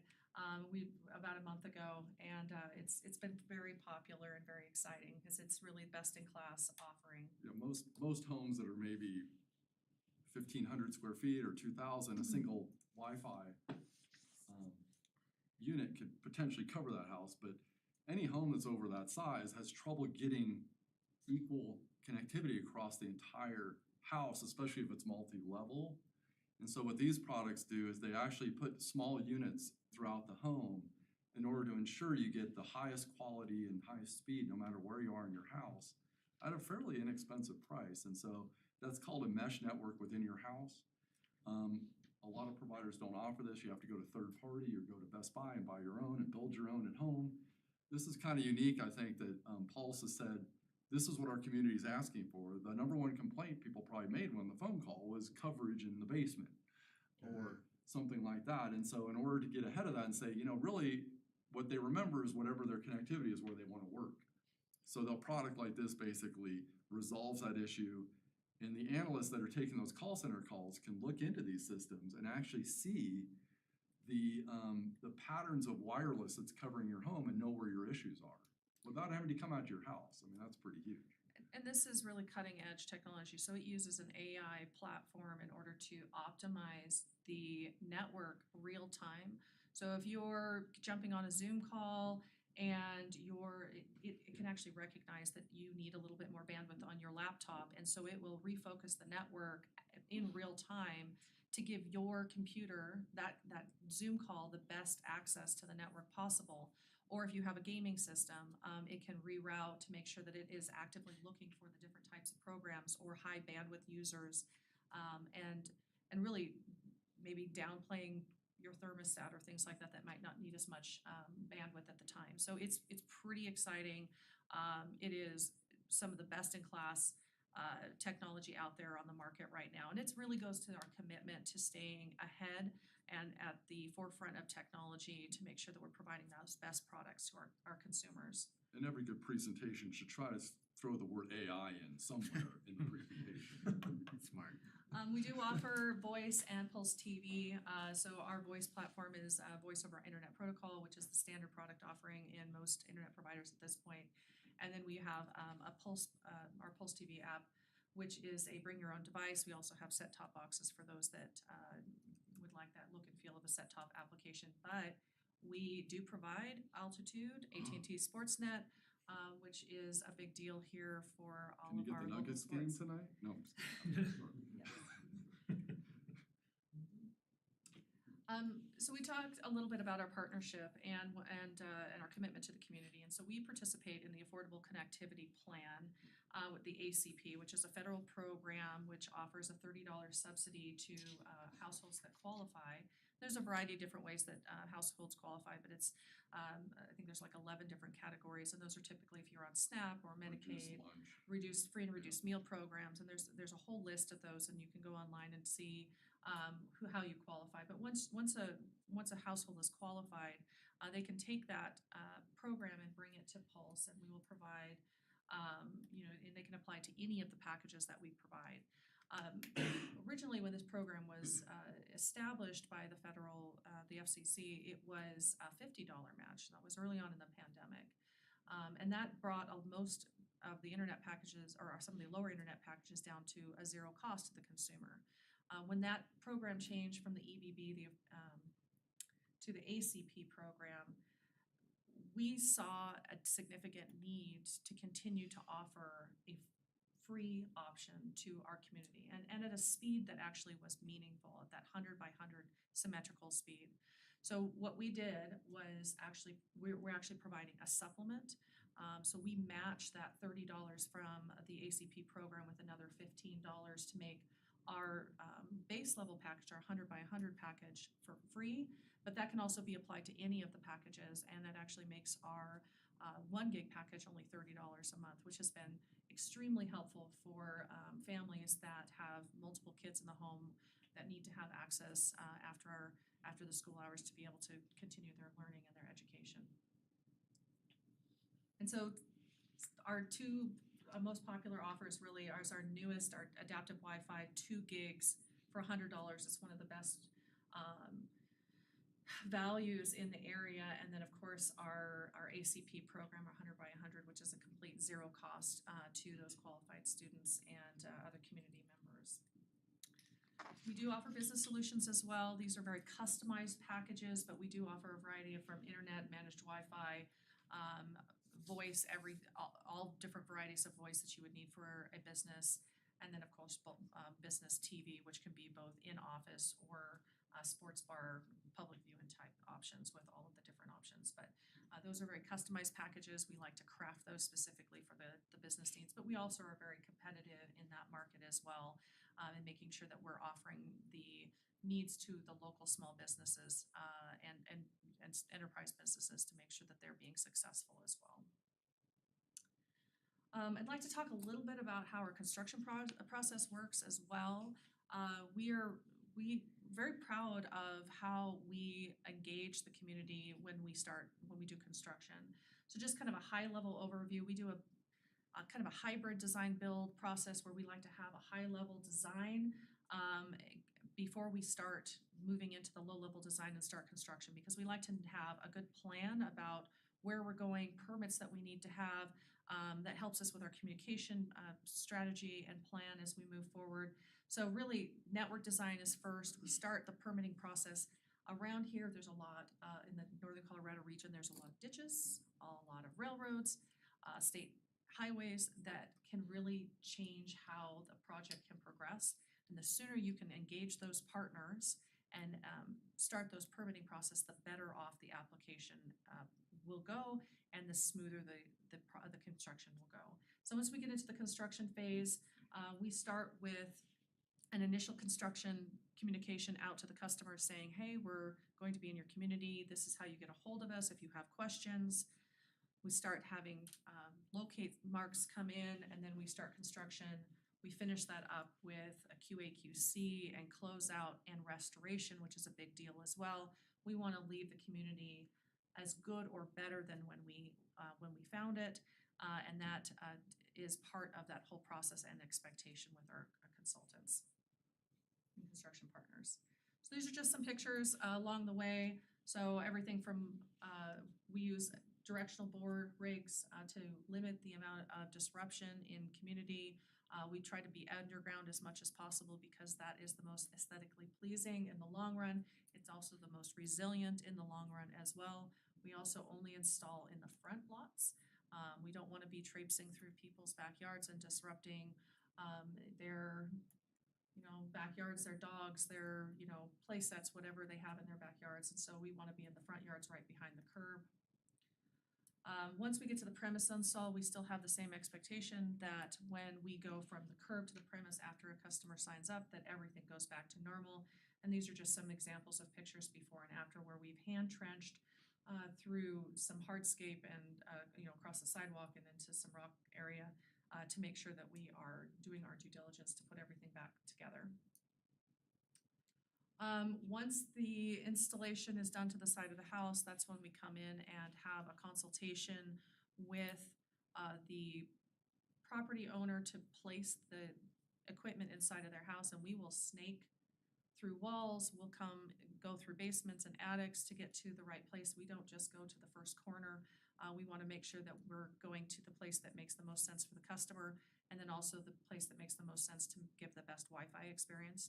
The more centralized you are, the better the experience, and so trying to get as far into the house in a good place is always the best option for us. And with that, we have questions. Excellent. Thank you very much for this presentation. Trustees, questions? Mayor Pro Tem? I guess not a big surprise. I've been pushing for community broadband essentially since I got on the board. So I've got a long, list of questions or anecdotal thoughts on it. So I guess question number one, and I know this has been kind of kicked around with other communities, are the fiber lines that come through, are those dedicated to the town? Do those just exist as a part of this network and only exist under essentially Pulse? How does that operate? I'll take the depends. Probably your best similar model will be what's happening in Timnath right now. And so since those IGAs I don't think are done yet, my assumption and my recommendation as an independent third party would be most of it's owned by the internet service provider with enough capacity to meet the needs of the city for its internal operations would be the way that maybe negotiating these discussions about community owned and how do you partner on it. The other side, a small city like yours is probably not equipped to run it the way a high-end utility provider can. They have the network engineers and the experts that know how to handle the high-end Nokia equipment and programming. And so most likely it's a partnership agreement within your intergovernment agreements about what kind of services come back to the use of the city as a community-owned asset component of this. So it's a little bit of a vague answer, but I think it's one that has a little nuance that you could work through with just some conversations and design discussions. Okay. I'd say a city that owns their own utilities, as an example, as an electric or something, would probably have a lot more need for water supplies or other things. Well, with your presentation, you were even mentioning, a lot of broadband is considered kind of a utility. I would agree it would be a utility, but in that instance, the power lines that go to town, like houses, water lines, sewer lines, those are all dedicated to the town. So then the question is the internet line essentially dedicated to the town by that extent? Into finding enough capacity of fiber in the ground that some of it could be used as a backbone network for the city. Let's say 5G providers want to come in and they need access. So every 5G tower, if you're gonna have the next generation of Wi-Fi, you're probably missing 2 generations right now in Berkeley, but for your cell phone carriers, 5G, 6G, the next generation. We're just patient for the best version. Right. Yeah, just skip the previous generation, go the greatest and greatest. Every one of those cell towers is gonna be fiber connected.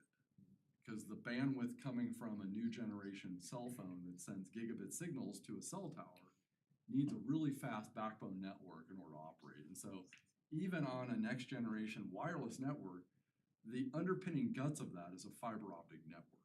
You just don't see it on your iPhone when you're walking around with it. And so one of the big things you want to do as a community, and Pulse, I think their engineering has been really good about this, is making sure you as a community build capacity for those things that you can foresee and maybe some of the things you can't foresee in the future.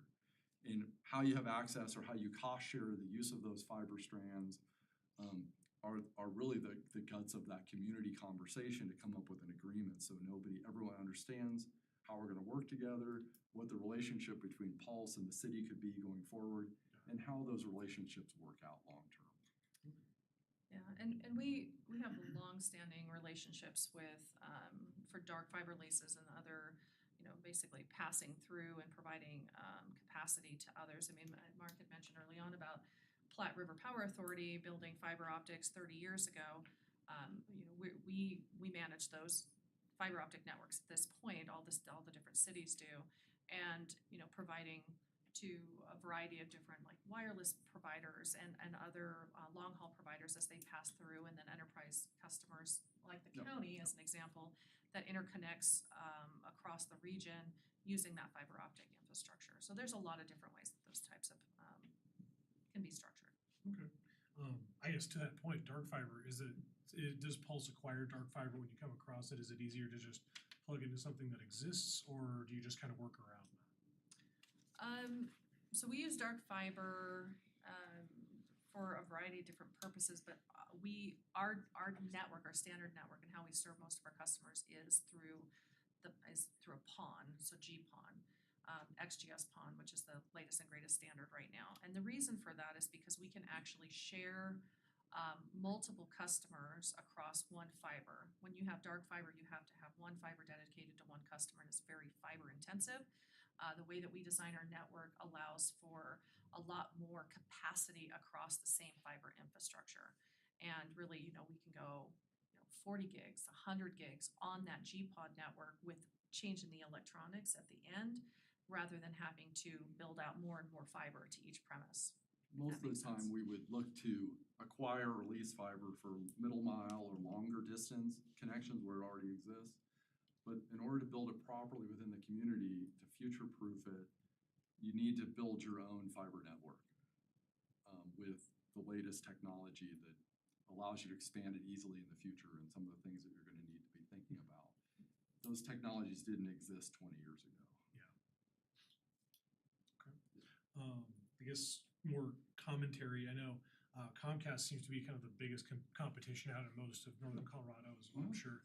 How have you guys dealt with some of that? I know back when Google Fiber was trying to really take off and start this whole thing off, Comcast competed with them by essentially taking them to court and driving them into the ground. Is that something you guys are dealing with at all?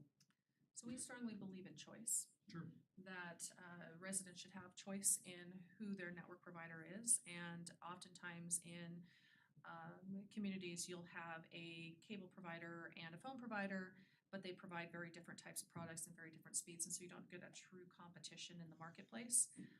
And what we are a strong believer that you should have more choice in being able to have multi-gigabit offerings at the speeds that you really need to be able to do business. DSL was a great technology, but it really does not provide the speeds that you need today, and you really do need to have 100 plus in order to be able to participate.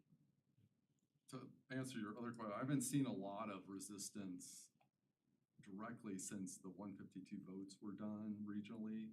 Started in Longmont, where a lot of money was spent. Oh, to campaign, no, I want, Even through Fort Collins and Larimer County, we saw some campaigning, and I think $1 million was spent on campaigning against those 152 ballot initiatives.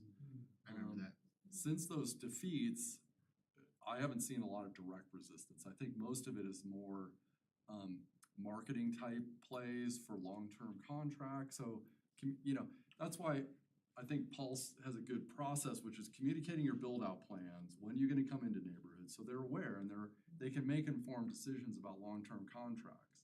Because I think that's the biggest strategy we've been seeing, is trying to sign people up for multi-year deals and locking them in on penalties if they cancel, which I wouldn't say is a community benefit approach, but it is an approach that your community needs to be aware of. oh yeah. No, I just imagine if they spent that $1 million on something other than a campaign, their network or better customer service. It's gonna be on the What do marketing I know? side, yeah. I mean, to that, you said unlimited data, and I just want to make sure that that's unlimited. Like, I can keep going, because right now Comcast, again, has a soft cap at 1.2 terabytes, which is a lot. But the flip side is you have multiple people under your roof, that goes up real quick. So that is like, you can go and just keep going. It doesn't, If you were using a lot of data, we might have a discussion about maybe changing plans or something like that. But really, the way that we design our network, we don't have capacity limitations. So we're not trying to split, across, limited network, and everybody's trying to use it at the same time. Because we use fiber optics, and it's the speed of light, it is so fast that we don't have issues with packet loss, because you have everybody turning on their computers at the same time. At 6 o'clock, yeah. You I mean, dedicated we bandwidth. can see it, when we start to see, people coming home, and then we can start to see the traffic across the entire network start to tick up, but no, we don't have data caps. Generally it's a bell curve, and so as long as it still works within the averages that are being seen across the industry, we think it's manageable. You do have to pay for bandwidth to the greater internet down to Denver and to Cheyenne, and so unless there's egregious, I think, issues with something, I don't see any changes in those plans. But what you're referring to is, the advertisement is that there's no data caps, and then there really is a soft cap on it. right. That is not the case. Or they slow you down. or Yeah, something like it's that. a oopsie doopsie, just wait for the next billing cycle. You said, it's community owned, a lot of different, water, like Northern Water has a board of directors, Poudre Valley has a board of directors. Is that something that Pulse has as well? Do you have a board of directors that kind of guides direction? Yeah, so we have our communication advisory board that we meet with regularly. We also are part of the city of Loveland at this time, and so we have our city council, which approves budgets and things like that. But as an enterprise utility, all of our expenses come from our subscribers. So we're really operate like a business, and that's true for any enterprise utilities in the state of Colorado. Really, they are designed to have their subscribers pay for the services and the costs associated with that, so.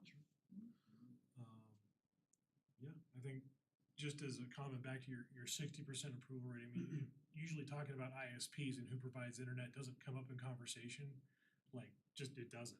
But having a 60% approval rate is astonishingly high. The flip side, in my living will, I have it set in there that a Comcast service reps should be my pallbearer, so I can be let down for Comcast one last time before I'm in the earth. In accordance with how things should be. Between the hours of 8 and 6. Yeah, and then they show up the next day because somebody missed something. Cable was an awesome technology. It was installed so many years ago that we're starting to see the degradation in those lines and services. Oh, yeah. And if there's no investment in the community, and there has been thus far, why would we assume there's gonna be any tomorrow? It's kind of the approach that the commissioners and the county has come to after analyzing this and working and trying to partner with the incumbent providers to do more. And the biggest issue becomes quality and reliability of service. And then we think the bigger issue in the next 5 to 10 years will be that symmetrical bandwidth capability. Yeah. There was a lot of folks at CSU, I think if anyone knows Patrick Burns, he was the CIO of CSU for many years. 15, 20 years ago, he was, the champion of this because his researchers couldn't work from home. They couldn't push data up. The scientists that do a lot of the cool work had to drive into the office in order to get on the Lambda rail, in order to, partner with, people in Switzerland on big projects. You know, you start extending and being a part of those communities when you have these kind of networks. Those boundaries get eliminated. Like, I remember back then, you know, going to CSU, they had TI or T1 and T3 lines, back when that was a thing, and it was like $500 for a T3 line, but you had a whopping 50 megabytes a second, which was at the time unheard of. Oh, yeah. But now it's like, that's nothing, so. I'm just thinking back to my 14.4 modem. Oh my God. Oh, those were the days. We had murder and robots on the internet. Yeah. Yeah. No, this is all amazing. Thank you for the answers to those questions and the presentation. I guess the last one, I know you had to build out those segmented pieces. I'm assuming those are quarters, so it'd take a quarter or two to kind of get everything laid out and planned, then half a year or so to build out. Is that kind of my understanding on your timetable? Like, were this to go forward like tomorrow, it would take approximately. Design can happen pretty quickly. It only takes a couple of months to do kind of the design, and during that time, we're obviously identifying permitting, and so trying to save time on that piece. Once construction starts, it's actually really, really fast, and we go through neighborhood by neighborhood. So we segment out the entire area by what we call FDHs or cabinets. So that's about 300 or 250 homes or so, and that's based on the technology that we're using, the cabinets, right? And so as those sites get completed, we light those and we turn customers on, and that takes about, I don't know, 6 months or less, usually from start to finish. So the time we come in and start doing locates to the time we have everything completed, everything restored, and customers turned on. It's a rolling cycle. And it's a rolling cycle. So it's every, you know, we're completing sites every week, right? So we just can roll through. A community like Berthoud would be, I don't know, 3 years, probably 2 years. It's not that. Two-year build out for getting everything. From start to finish. With all the permitting delays Oh, that yeah. can happen, things like that, yeah, that's reasonable. Sounds amazing. Thank you.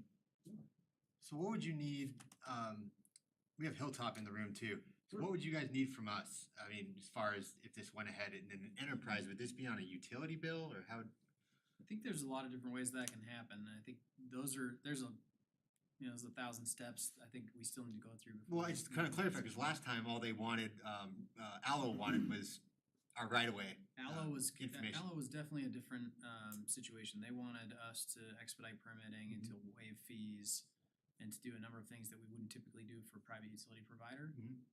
But we were considering doing that because they said during the interviews with the 4 communities that worked together on that process that they would do that at no cost, and that they would install a ubiquitous fiber network to every home and business in the town at no cost to the town. And so there's some uniqueness in that arrangement that would have maybe warranted waived fees and expedited permitting and all this other stuff to try and reduce their costs fairly significantly. But the definition of ubiquitous became a real sticking point in those processes, why we've kind of moved on. And so I guess I'm getting at, so what's your arrangement with Timnit? It's, the biggest issue, it tends to be the capital. Okay. Associated with doing construction. Okay. And so, with boring primarily? The entire construction costs Okay. So you either have to phase it out over years based on if you have money in a capital improvement plan of some sort. Even though there's a revenue share to potentially get that money back over time, you still have to come up with the upfront construction costs. And Okay. so Timnit has talked about, I don't know if you're in conversation with them, either doing this over multiple years or potentially doing a ballot initiative to complete this really quickly. Not knowing what each community's reserves are, I think every community has to come up with the capital dollars or partnership opportunities in order to fund these. And Yeah, so okay. So one of the strategies was, greater Berthoud isn't just the city of Berthoud. There's a lot of Larimer County communities that identify as Berthoud. Those are conversations with the commissioners about working together on this as well to try to drive both of our costs down. But ultimately, I think that's the starting factor. Identifying how much capital we can put towards the project, defining the IGA agreements in terms of what are those cost sharing or fiber sharing arrangements that meet the city's long-term needs. And then from there, you can really get going. And that's really what the county has been doing with Pulse and Connection. We've done IGAs that you're welcome to look at that have a lot of these kind of conditions built into them. would us, with construction, we were talking about requiring the developer to put in the conduit as they're digging under, would that significantly, I mean, with these big For developments? any neighborhood that has that already, then those are potential savings. I'm not sure, it depends on what technology you're using, right? Yeah, and we absolutely love to take advantage of open trench and shared trench. I mean, I think that one of the complications comes in just putting conduit in the ground is not always necessarily helpful, because if it's not designed and goes to the right places and in the right configuration, it becomes not as useful, and maybe the cost savings that you could have had for you know, sharing that trench are not as realized as much. I mean, it really should be conversations that we have early and often, and get those designs in place and say, yes, the developer can put them in the ground, but we want it by these specs. It's similar to the way that you do water infrastructure. Yeah. it's that The type kind of of thing. concern by the board here is if getting on that, and I Yeah. guess that requires who we go with and what.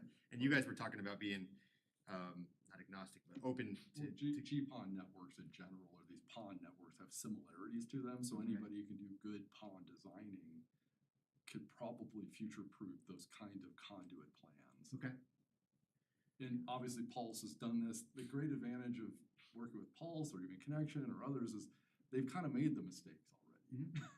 And so you're learning from people that had to do this, and you know, by actually doing it, you learn a lot. And so they're in an excellent position of what it really takes to do this stuff, which is ultimately what all of our Larimer County communities are benefiting from now. There's not a lot of this question about how to do it.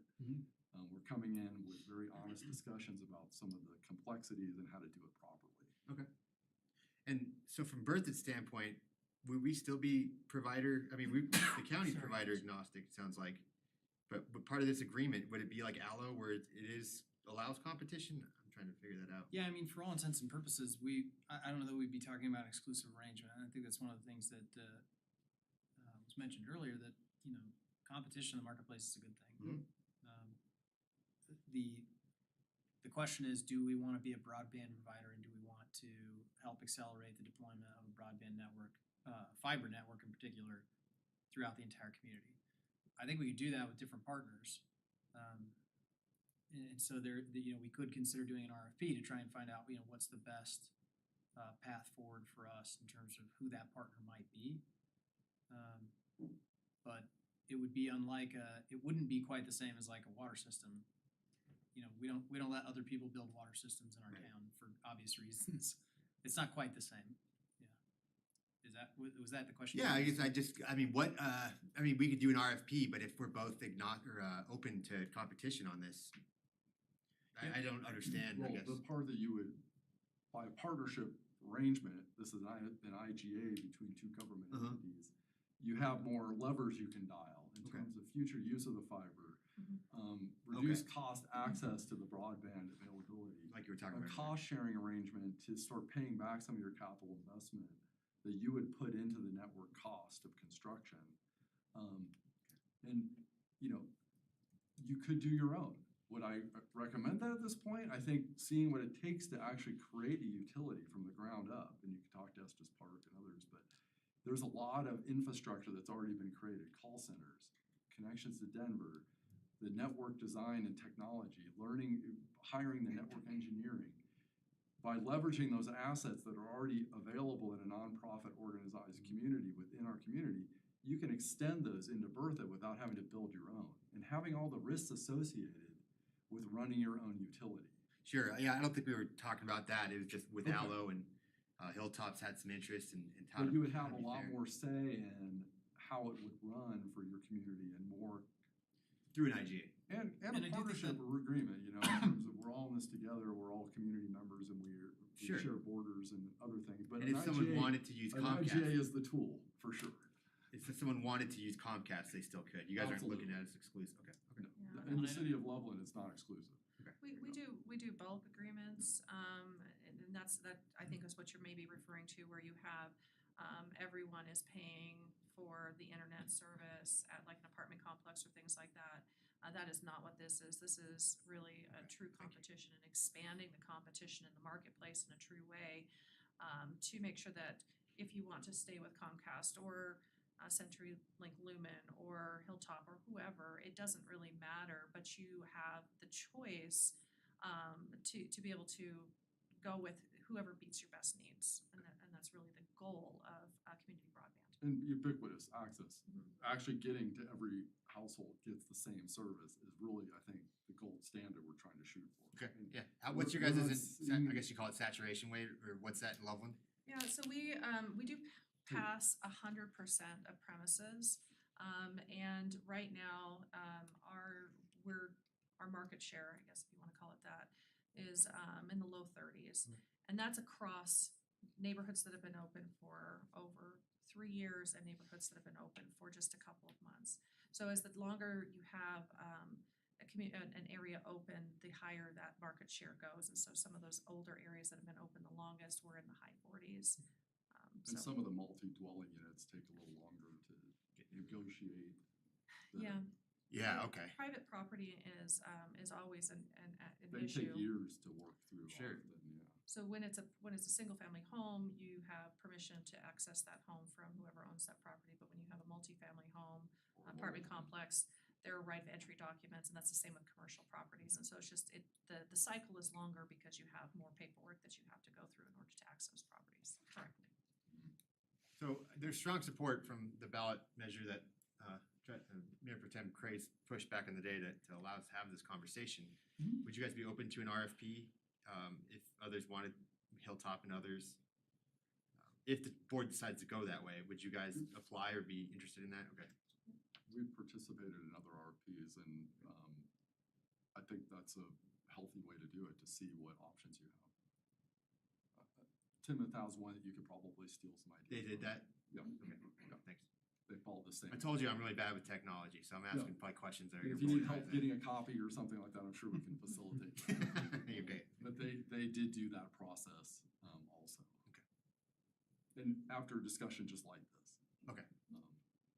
That's the route that they ended up deciding to go down. Excellent. Thank you. Other questions, trustees? Administrator Cook, where do you want to go from here? I think, well, one, I don't know if Eric from Hilltop wanted to speak or not. I would certainly like to give him time to share his thoughts with you as a local business. I think the next step for us is probably an RFP. Okay, that's what I was I think that's the most appropriate path forward. We've had a lot of great conversations with the county and Pulse. We had a lot of conversations with Allo, some great, some not so great. But I think it'd be a good opportunity for us to kind of take that half step back and just say, let's make sure that if we want to go forward with this, we can define really the scope of what it is we're trying to achieve. Let's evaluate the options in front of us and make sure that we're doing the best thing for the community. Sure. I think that RFP is probably the right step if the board would like to move forward with that. Sure. Anything else for staff? I do want to open it up. Okay. Thank you. I'm going to open it up to the public if anyone else would like to speak to this. Thank you for having us. Thank you very much. You're welcome. Eric, would you like to speak at all? Sure. Welcome. Wasn't expecting to speak tonight. I'd say Rypleski. Rapleski. Okay, close. I can slash my tires on the way up. So I don't have anything presentation ready. I wasn't expecting to speak tonight. Walt emailed me about this last week. Didn't look like there's opportunity for me to speak, but here we are. So it looks like a lot of government money and other things are leveraging against my business, but that is what it is, right? We're still here. We're still going to invest in the communities in Berthoud and around us. We're still building actively right now. Right now we have two and about to have two more full-time construction crews. We have about 17 employees located home based here in Berthoud right now. We are actually just hired 4 people today, and we're gonna be hiring 4 people in another few weeks. So we can do everything that Loveland Pulse said they do. We do the exact same thing. We use the same technologies, the same construction techniques. Our construction is in-house. We do it all in-house, so we know we can do it for a lower cost because we don't have contractors marking up those services. When it comes to ubiquitous service, we right now have about $30 million that we're ready to invest in the Northern Front Range. Berthoud is one of those target markets. So if an RFP were to come out, we would definitely want to actively participate in that. Great, that was my other question. And we look forward to seeing that come out. But as far as, just a little bit of background on Hilltop and what we got going on now, we're working in the southern central part of the state. You heard them mention something about broadband ready community. We were the first project and the first provider to be designated as a broadband-ready community along with Custer County and the towns of Silver Cliff and West Cliff. So we were on the forefront of that. We've been working hard on making sure that all of our project areas, wherever we can identify underserved or unserved areas, that we'll have that as part of what we're going to be submitting for grants for the NTIA, the BEAD funds and things like that. We also are about to wrap up a project out in Platteville that was part of DOLA and then the broadband office, their grant efforts in the state here. That's just about to come to a close. We'll be finished with that project in November. So we are very familiar with how to build. We're very familiar with how to do that in-house. We have the technology here to do it. We do it without any government funding going forward. If in communities like Berthoud and other dense communities like that, we do need those funds for rural areas. That's really where those funds help out. Like I said, we're willing to invest. We're willing to spend our own money outside of tax dollars to make good things happen in the town here. We'd love to be a provider as part of the process here. And if Berthoud decides they want to build their own community broadband and make it community-owned as far as the town of Berthoud owning it, we'll help you with that too. Thank you for your time. Thank you. Yeah. I would ask one more thing. Sure. I would like to come back at your next meeting and we would be able to present something similar as far as the capabilities of broadband. I think there's some truth to that. I think the reason that we selected, because they are all governments, but I think we give the same opportunity to any I provider. understand that. I don't think Comcast would come in, but I think that's fair to have you. I don't want Comcast in here. Mike doesn't unless you're gonna marry him, so. So thank you, Mayor Karspik. Welcome. If you can put me on the agenda for the next meeting. I'll talk to the trustees. I don't know if we can do the next one, but certainly, okay. Sounds like you're in, I think the truth's gonna come out in the RFP here, but I wanna give you a chance to present. Yeah. Does that work for everyone? Okay. Are we cool with the trustees? Do we have any feelings about the bids too? Going out for an RFP? What I'd like to do is, I'm sorry, I didn't mean to No, interrupt. that's good. Is we'll prepare an RFP and bring it back to you to review and approve before we send it out. So we're making sure that we're all on the same page about what it is we're asking for. Yeah. And so if you guys support that direction, we're happy to start putting that together and get it back to you in the next probably 30 to 60 days. And that would give us time to have a presentation from Eric as well.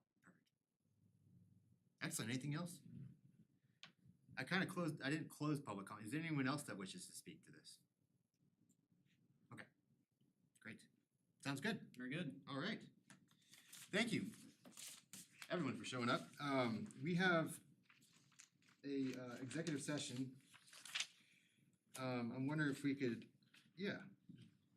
do reports ahead of time and then we could come back. Is that all right, Administrator Kirk? Mm-hmm. Okay, so let's do reports. Start off,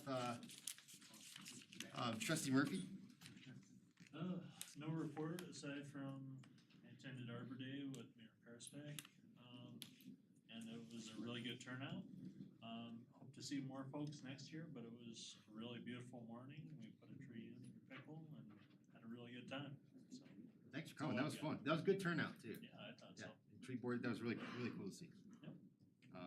Forester Furnace, and we have another arborist tech underneath them that sounded like he's really certified too. Yeah. They were talking trees. That was awesome. They are way into it. hardcore. I love talking to Paul about trees because he He's has geeking just out. an intense passion for them in Yeah. a way that like I appreciate but don't have, and so it's really cool to listen to. He was telling me all sorts. Go over on the end of Welch there, and that has the biggest galls on the oak trees. Anyway, Yeah, he is very passionate about what he does, and so is his tech. yeah, he's certified. That's what I want to He's get at. certified arborist It was also. pretty impressive that we have two now. You should create a Clio map of all the trees that he likes in Berthoud. They have to do a GIS map anyways to keep charge of the diameter. So Yeah, there is a full-on map that's now posted on the website. If you guys wanna check it out, that has love to. a large percentage of the trees in town, all mapped. They used to be hand done by volunteers, so it's great. It's pro now. Yeah, it's thousands of them. Yeah, check out the tree page. Didn't know that. Is there anything else? Okay, great, thanks. Trustee Hardy. Couple things, what? Oh, I was saying, I didn't know if you wanted to address the sidewalks too. I'm sure you're going to, but. Oh yeah, I'm getting there. All right, Mighty just quick. wanted to remind you. I did wanna address the cemetery and the sidewalks. The cemetery thing, definitely a concern. I responded to a post on Facebook because it just made it sound like they were accusing the town of being malicious and purposeful. I'm hoping my response came across more like we do care about it. And I thought it was we're good, working on it. and I didn't So- respond just for that reason. I'm glad you did. Yeah, so I was kinda hoping it was taken in that tone that believe the town has the best interest in fixing it, just when and how soon.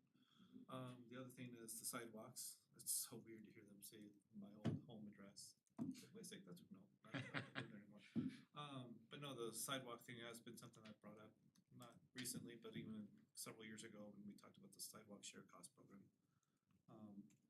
I think I'd like to make the request that after staff goes and researches, you know, what other communities have done with the sidewalks, that then we bring it back to the board as an agenda item to discuss.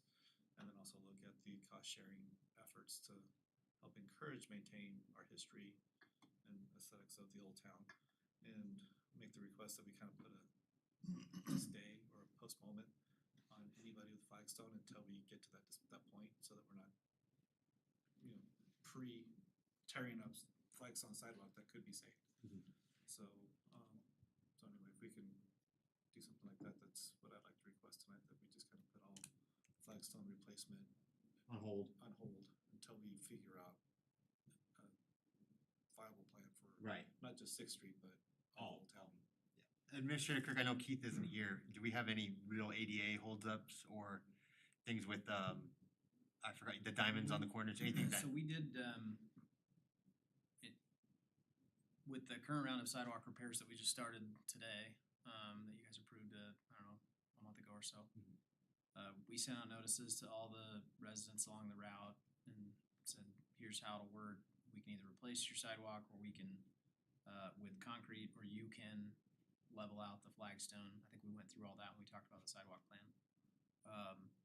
The majority of people have asked us to replace their flagstone. And so with concrete, we've had a handful that haven't. Some neighbors kind of worked together. They found a contractor. They're all, their intent was to re-level the flagstone. I think they already started that work a few weeks ago.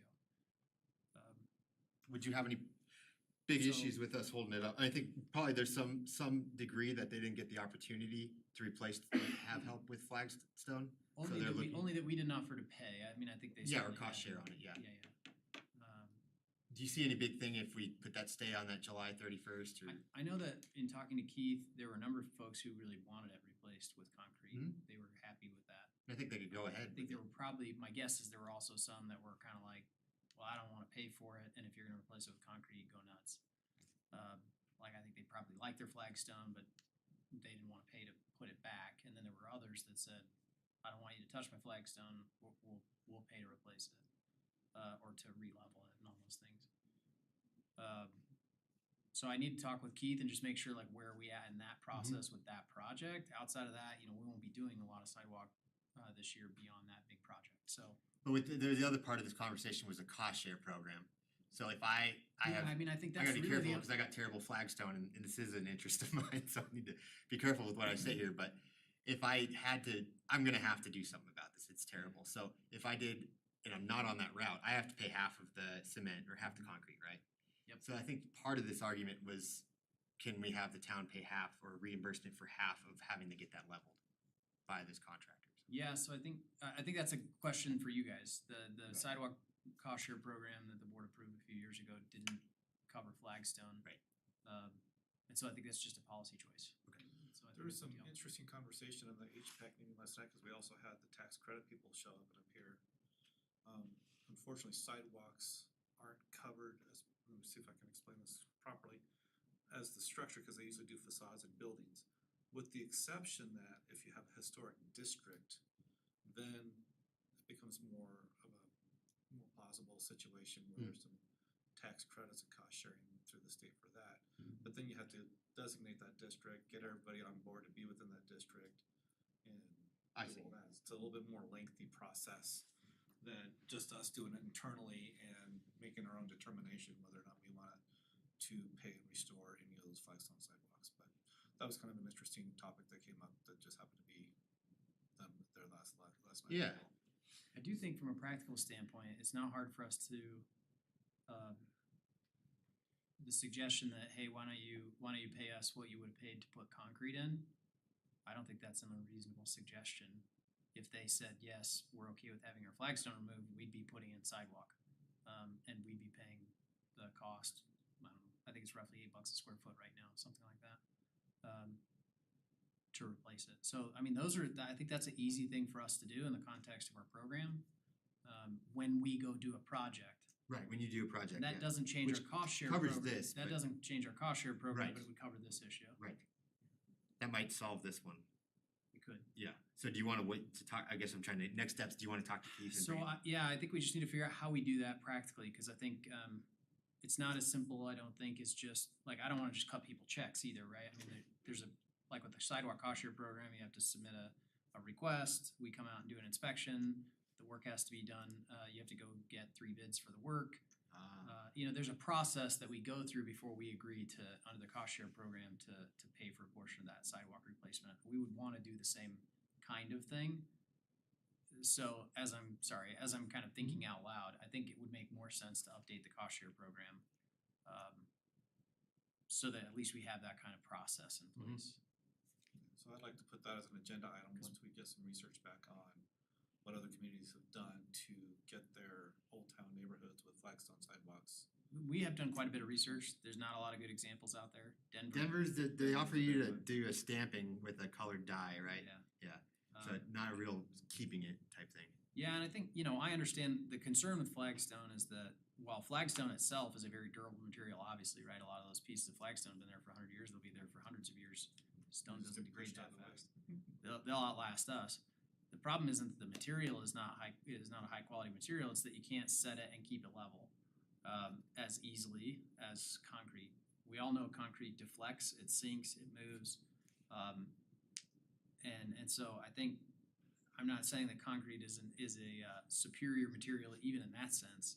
Although I think if it's poured right, if it's put in place right, it should last a little bit longer in terms of its stability.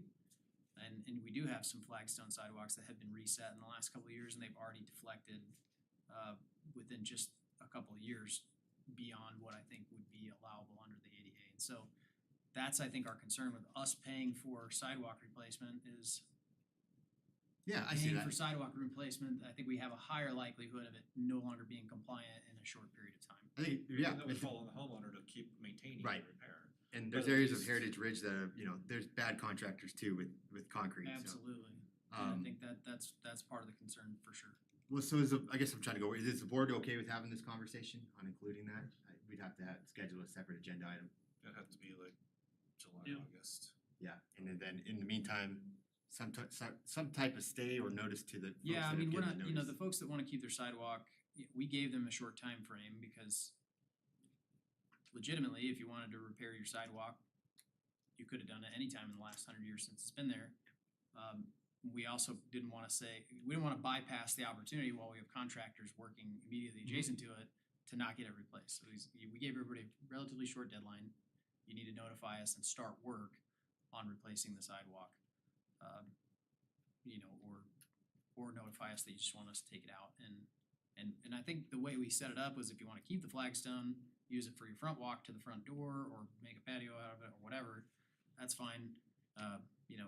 We just can't guarantee that it won't get broken as it's being eroded. That's part of the problem with flagstones too. Like mud jacking, you have a little less chance to think that it'll get broken, but when you start pulling those pieces up, if you use pieces of equipment, there's a chance they're gonna get broken and Sure. and they really can't get put down very well. So Yeah. I don't know. It's an interesting challenge, but I think we certainly recognize and appreciate the value of flagstone, from like a look and feel standpoint, aesthetic standpoint. It's gotta pass ADA. Yeah, it's just as we go through and make those improvements, they have to meet ADA requirements. So it sounds like we're okay with having that as a future agenda item? So are we Okay. notifying And all flagstone homeowners or just? What? Or just a few? I don't think we should notify anybody at this point. We can work with the folks that have already told us they wanna keep their flagstone. Yeah, the ones that have a notice by a deadline, I think. Yeah, and I the think we ones- can the let them important know. ones. What about revisiting I think it's those that say simple you enough put for in us. concrete because I didn't wanna pay for the flagstone? Give them other opportunity to say, hey, we're discussing this. I know, Yeah, we could do that. that makes sense. Yeah. Cause I don't want someone to If the go, neighbors well, wait, don't- you're gonna. Keith now went through and pay pretty for much it? knocked on everybody's door. We can ask him to do the same thing again, I suppose. He gives steps I'm in sure there. he'll appreciate Poor that. guy. After he addresses the cemetery. But yeah, I think we can work through those details. I think if somebody says, hey, I don't care one way or the other, I want my flagstone gone, you can Yeah. put concrete in, we'll just go ahead and do Go it and do while we're out. But if somebody says, hey, I would have kept it if you were gonna pay for it, then we can hold off if that's what you'd like us to do. Sounds good. That's it. Assuming we haven't already gone too far down the road. I hope maybe we have, maybe we haven't, I don't know. But I think you're still north of Franklin, up by there on 6. yeah. Okay. Yeah, I don't know exactly where construction started, so we'll. It looked like it Was was it- there in that Y shape up in Sixth Street, but all the flagstone sidewalks are pretty much south of Franklin and Welch and north, kind of in that square. So I think I think there's gonna be a hold for you guys and we'll hear from Keith when he's back. And it will be a future agenda item and we don't know the date yet. Obviously it's gotta be before July, it sounds like. Well, I guess it doesn't have to be, as long as there's a hold on I it. think so long as we can just, we'll just work with Keith and. Okay, well, we'll keep you in the loop. That's Not great, replace really the appreciate it. Thank you. Very much. Yeah, Mr. Gage and Ms. Gage, thank you very much. Sure. Anything else? Oh, we'll put a sign out for the bees.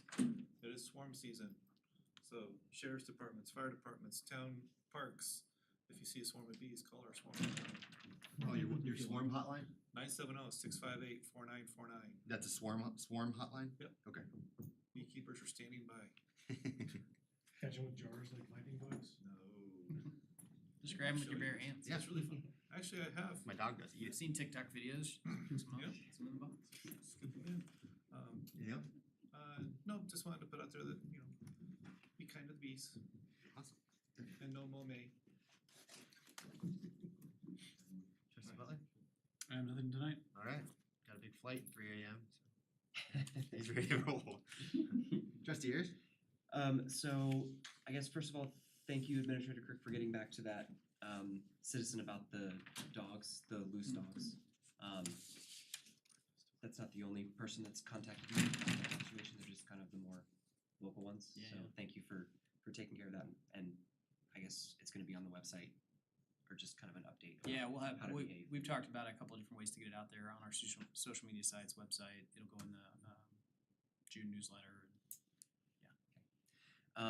Port had a meeting last week.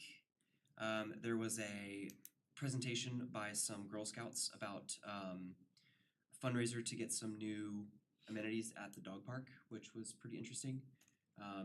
They, through their own initiative, because I guess it's a Girl Scout project, they've raised a few $100s. They're budgeting, I think, for about $700 worth of new equipment.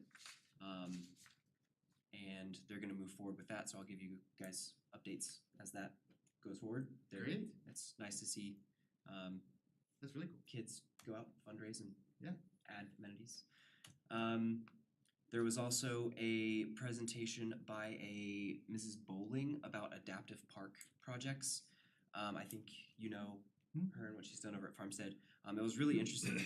There's gonna be a fundraiser June 10th and 11th at Highway 56 in Dorothy to help raise some money for a pretty large adaptive park in Farmstead, which was pretty interesting.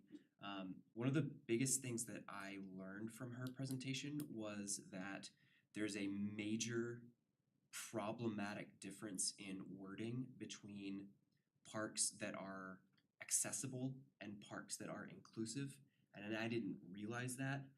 So I think as we move forward with park plans and things like that, I think it's important to make sure that we're asking the questions of, is this just accessible or is this inclusive? And accessible basically means if someone is in a wheelchair or they are they have a hard time walking around some of these surfaces, accessible means they can go to the park. They can roll onto the park and that's it, as opposed to an inclusive park where there's ramps so that they actually get on the amenities. They can kind of hang out with the other kids who are playing on the different features, and I think that's a huge difference. It's just a verbiage difference, but I think in feel and in actual help to those kids, that's a massive difference that I think that we should be paying attention to and asking questions about that as we move forward. Sure. Because I didn't know. Right? I thought, oh yeah, okay, it's accessible. Okay, moving on. That's great, but it's not the same thing. It's a huge difference. The bike ped paths around town are officially on a site called Cotrex, which is a satellite. It's kind of like GIS, where you can punch in information and it has distances and trails for the different bike paths around town. It's pretty interesting. I recommend you guys go on and CoPath, C-O? Cotrex. Oh, Cotrax, sorry, way off. So that's moving forward. You can actually post on there to say, hey, I recommend going this way, or there's a good view here, or something like that. That's a good amenity. That's awesome. I went to Skatapalooza 2 weekends ago. Good turnout, awesome weather. Like you guys said, it was fortunately the same day as Arbor Day, so I didn't get to go to that. Pretty good turnout. It was interesting to see the different design features of the skaters around town, and they had different competitions. Talked to some of the kids. They were having a good time. Just kind of controlled environment for everybody to use the skate park. And the other update is Mayor Pro Tem Grace, you might be talking about this, but Scorch Fest and the family campout is combined this year, and that's set for June 10th and 11th also. So once again, fair rides and whatnot, and it's going to be a good time like it was last year. It's not like you said bear rides. It's like, yeah, bear rides. No, not bear rides. Well, I mean, maybe if you sign a waiver. I think that is all that I had. I had a poor question for that guy in the beginning was saying Trustee Hyman. Was he getting dates confused, or was he getting No, he spoke to Trustee Hyman in the past. in the past? In the past. Okay. So he was citing something from when Jeff was a trustee. Okay, I was just like, if he was at the meeting. Or what. I've had that conversation with him and with Jeff, so I remember that. Gotcha. But Okay. yeah, he did talk to Jeff. You just said I just spoke with trustee or something like that. It was back when Jeff was on the board and he was the liaison to Okay, the committee. good. And Jeff said, hey, we all think this is a good Mhm. amenity and we should build some new pickleball courts, but we've got a lot of park priorities. We may or may not build a full, championship style Yeah. pickleball complex, but Okay. but we are. Interesting. Okay. It's good. That was it. Thanks. Oh, and the bike park's looking pretty cool. Keep getting Stoked. comments. I mean, you see it. Stephanie just sent out an email too. Yeah. Pages. Oh, yeah. What's that they're building? So I think by Thursday we have to get our shirt sizes in. Yep. If you guys want one. It's cool. That was actually one of the things. Get an extra small. Yes, extra small. Your swole shirt. Go ahead. Yeah, Mayor Pro Tem. no, so Scorch Fest is a month from now. It's the 9th and the 10th from 4 to 9 p.m. They'll have all sorts of carnival activities, little like carnival games. We were there You'll last year. win some stuffed animals, Very good. stuff for the littles if you've got younger kids, food trucks, things like that. So they do have it synced up with the family campout on the 10th. So it'll be like Scorch Fest ends and the campout kind of takes over. So that's actually been a pretty great kind of lead into it because that's actually been really helpful. And that'll be at Wagner. Yeah, the northern field is what we have been allowed to Yeah, use. So for the camp out. for the campout, it'll be on the southern field, is my understanding.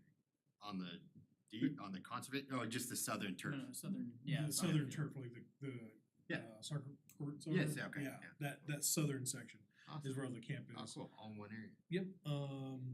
Other than that, I think the only questions I have are my usual ringing the bell about railroad crossing and CDOT at 287 and CDOT at Mountain. And yeah, the usual.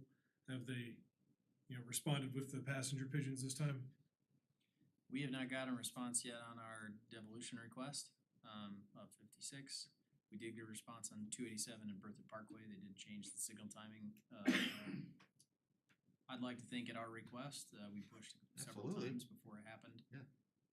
I think that accidents have decreased already as a result, and so that's a good thing.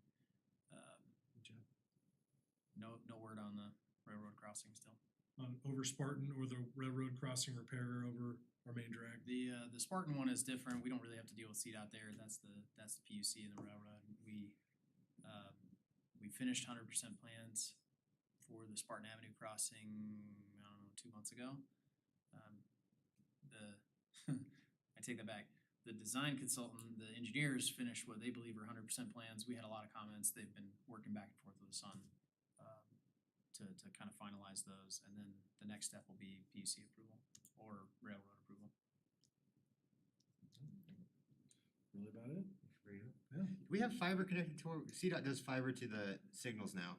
I don't know if we do. Question, I don't know. Cause then they can just Actually, I don't adapt, they can do it real quick, like on demand. Yeah, they should be able to do most of that programming remotely, but Yeah. but I don't know. That's a good Cause they question. also, that's a good conversation, cause they said we can do third parties, like you can use their conduits. It was really interesting. Gave a presentation at the MPO. I don't know, yeah, anyway. Is that Mr. Sheriff Fian in the audience? Welcome, thank you for coming out. My pleasure, sir. That's awesome. We went a little bit about fiber and a plat. Yes. What's the goal for me to get to the contract towns at least once a quarter to say hi, so you see my face if there's an issue? We can address it then instead of like only when I want money at contract time. Yeah, you don't get it pested with an email from us, yeah.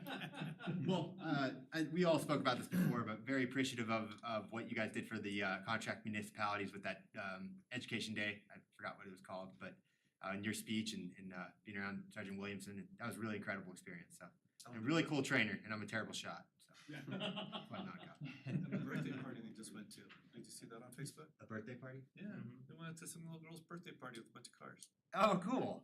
It's pretty cool. Oh, thanks for doing that. And thanks for coming out. Other things, yes, Arbor Day was great. I've been doing that since a kid, so it's cool to see a bigger show showing up. And they also raffled off a walnut bowl, so that was really interesting. Let's see, tomorrow morning, business appreciation breakfast. Walt and Chris have put a lot of effort into this, and a record showing of 120 125 plus or minus. businesses. Pretty big names in there too. Individuals Norton. representing, I think, 60 some 60, yeah. businesses, something like that. And we have a speaker from CU. I'm forgetting his name right now, but that'll be great if you guys have time. It's always fun. Ryan Lewandowski. Thank you. I'm gonna be He introducing gave a him. great so. economics presentation. I've seen several of his in the past that would be really interesting. Awesome. MPO updates wasn't really much. Trustee Butler did just update me that Senate Bill 131 died. So I won't comment on that, but it died. I think CML and hopefully they come back with a better policy. I'll say that. I think we're all fans of affordability. So and that's all I have right now. So go ahead. Wanted to thank, I guess, this board for not acting like the Dacono board that's kind of been in the news lately. I'll let you guys do the headline research on that, but Some good stuff in there. very much appreciative that Dacono has the drama that we all lack so much in our lives. I guess. It's just incredible. If that clerk left, I just don't know what they would do. That whole thing's a mess. Yeah, Tim shared that with me. I cannot believe it. Anyway, thanks. We're not. No, I'm appreciating We're all of killing us it. for not being late. Yeah, absolutely. All right, Mike, just for that. Yeah. All right, if there's no other, let's turn over to staff. I was just gonna mention the business breakfast, and then I thought I'd just follow up briefly on Trustee Ayers' comment about the adaptive parks. Just as a reminder, because some of you weren't on the board, a couple of years ago, we worked with a fifth grade class at Berthoud Elementary to have them help us come up with ideas for an adaptive and inclusive playground at Town Park. That was a really fun experience. They did, some of them did like 3D designs and stuff. It was really cool. And they had some just awesome ideas. That was really our first introduction into like inclusive parks. We knew we wanted to do that at Town Park. We thought it was important. And then there was this parallel effort going on in Farmstead, and we thought, well, maybe we'll just be the first community to have two fully inclusive playgrounds in northern Colorado, and maybe in Colorado as a whole. But Yeah, we no met with Lauren, Miss Bowling a few months ago, and then have met with her again recently. She helped review our plans and meet with our playground consultant, and I learned an enormous amount. I think like Trustee Ayers did. It was just, I thought I understood the issue, and I really had no clue. And it was really awesome to hear from her. So we are still planning to build a fully inclusive playground at Town Park, which would be really unique. And what we're planning at Town Park is very destination level. That means that playground is more expensive than a traditional playground might be, but we think it'll be worth the investment. We'll get to share that with you at the next meeting about kind of what our thoughts and goals are there. So Awesome. yeah, super cool though. Yeah, that's great. Thanks. I didn't even know about that fifth grade thing. That's awesome. Attorney Smith? I do have one brief item, and that really is to pass on behalf of my partner Charles Norton, his thanks for the pleasure of having served this board. Charles is announced his retirement from the practice of law, and he and I have been No. Yeah. he and I have been partners since 1998. So this means for me a transition. And what I would like to do is preview for the board a letter that will be on your consent agenda, I would hope, for next meeting, which would have the board officially approving transferring the town's legal business to Maine's Bradford Ships and Cheftel, which is the firm that I will be transporting my practice to. They're an old Denver firm. They started in Durango, maybe 70, 80 years ago. They started out as a water firm. Pete Johnson knows them well and speaks very highly of them. And they do now at this point a lot of commercial employment, that sort of work. And we've been office sharing with them for 2 years, so it'll be a smooth transition. For the board and the town's sake, you would not see any change, except that Cindy, who gets the bills, would see a different letterhead when the bills come in. Okay. So, Yeah, well, sorry to hear. Yeah, so about again, Norton. Charles passes on his best regards and his wanted me to let you know Yeah. what a pleasure it's been for him. Forward to retirement too, that's great. Yeah, Cool, thank you. thank you. I have two more things. I'm so sorry, but they're kind of important. One, I met with Commissioner Stevens and Commissioner Shattuck Manali last week with Ginger Tomasi, and they did a tour of the Loveland Life Center. And Shattuck Manali was familiar with it, but Kristen Stevens was really blown away because she didn't really ever know about that or this idea of having nonprofits collaborate. So that was really cool to get them involved. And the Life Center will be having, there's a steering committee that I just came and presented to. So basically, yeah, they're gonna be rolling with that through with that. They're having a meeting at the end of this month, trying to get more support, but it's more for the community. I offered if any of the trustees wanted to come, but they kind of wanted just more for the community right now. I guess it's in someone's house. So I thought that was really neat. The point being that not even our county commissioners know what that Life Center could really do, and hopefully they get that funding. They're applying for a ag grant that you use for recreation centers and other community centers that will actually pay for half of any facility, which is really interesting. So they're going after, I believe it's $500,000, and maybe we could do a letter of support or something if I'll bring it up as I know more though, to help them out. The other thing was I went to a suicide awareness training tonight put on by Commissioner Shattuck McNally. Unfortunately, no one showed up. It was at 5:30. The good thing out of that all was I got to meet the trainers, and I said, hey, you guys maybe come back next week, and we could use my meeting for the mayor as an opportunity for that. And they can only do it on Tuesday, so Aaron gracious enough to move that date and have Cornerstone available the front so we could do a suicide awareness training. I gave him the packet, but I'll try to share it with y'all because it is probably the best training I've ever seen. It's seriously, it's like CPR, but for someone that potentially might be going through suicide. It's one of the better trainings I've ever taken. The only one on suicide that I've done that I thought was really, really worthwhile. So I'm happy it'll be free, and they're coming back next Tuesday with packets for anyone that wants to attend. So thank you very much for opening up Cornerstone on Tuesday for that. And let me know how I can help to let the word out. Yeah, You know. I will. I'll put it in Bertha Community. I'll do that too. And then, yeah, so if we can, Yeah, and it's not even real opportunity. It's more of this training. So I'll be careful to say it's not really a meeting with the mayor. I'll have an extra time so if they have questions for the community. But the brunt of this thing is the 60 minutes for suicide training. What time is it on Tuesday? 6 p.m. 6 p.m. Yep.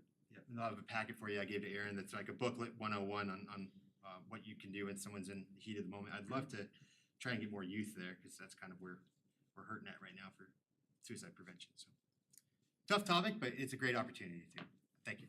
would you be I'm sorry to interrupt, but would you be willing to meet the mayor on Monday and then do Tuesday with? Certainly. And then maybe I can send out a flyer to the church. That's a great idea. I don't know why I didn't think of that. So yeah, I'll do both. All right, cool. Yeah, because I already have Monday blocked out. Excellent. Well, that's it. Is there anything else, trustees? I have one minor Go point, ahead. sorry, since Mayor Pro Tem brought it up. I would also like to second my concern for the railroad crossing, and Administrator, I understand that's not your fault, but it's Totally quickly get it. turning into a safety hazard. I think it's only, I mean, I'm not an engineer, but I think it's only a matter of time before a bicycle or a motorcycle goes over that thing and does a nosedive into the tracks. Because I've the already done entire, it's horrendous. I did it on my one wheel. It's terrible. Yeah, I mean, I think it's quickly, if not already, a safety concern. Yeah. Problem is that we just have no control over private property like that. Yeah, so I just wanted to make sure that was, really this at their mercy. safety concern was Yeah, on public absolutely. record. Definitely. Just put some, steel plates or some plywood over it. We'll wear ski masks, go out there in the middle of the night and fix it. No one's BNSF. watching. Anything else? Okay, at this time, we'll move into an executive session and afterwards we'll be coming back out. This is just for Administrator Kirk's employment contract with some requests on that. Would anyone like to move us into executive session? Pursuant to CRS section 24-6-4024F for discussion of a personal matter not involving any specific employees who have requested discussion of the matter in open session. Any member of this body, okay, that's the ending that I saw there, never mind. Okay. For discussion of a personal matter not involving any specific employees who have requested discussion of the matter in open session, any member of this body or any elected official, the appointment of any person to fill an office or body or elected official or personal duties that do not require the discussion of matters personal to particular employees, and the following details are provided: Town Administrator Annual Evaluation. Is there a second? Second. All right, we have a motion by Mayor Pro Tem Grace, second by Trustee Ayers. Clerk, can we have a roll call vote, please? Trustee Murphy, Yes. Trustee Butler, Yes. Mayor Pro Tem Grace. Yes. Trustee Ayers, Yes. Trustee Hardy, Yes. Mayor Karspeck. Yes, okay. Thank you, everyone. I will reconvene in that back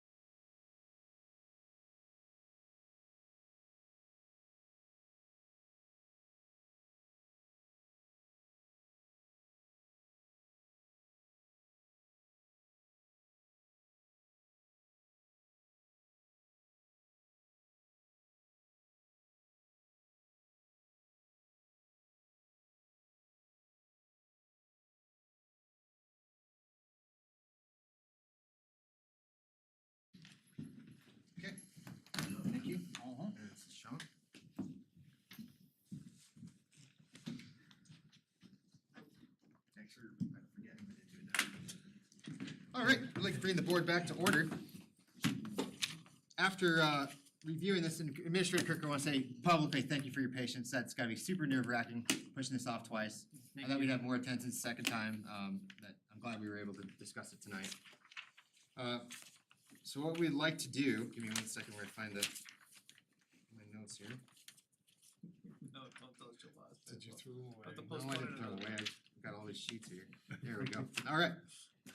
We'd like to renew Administrator Kirk's contract for an additional 3 years with an adjustment here that he gets a family leave of 6 months severance, which includes medical.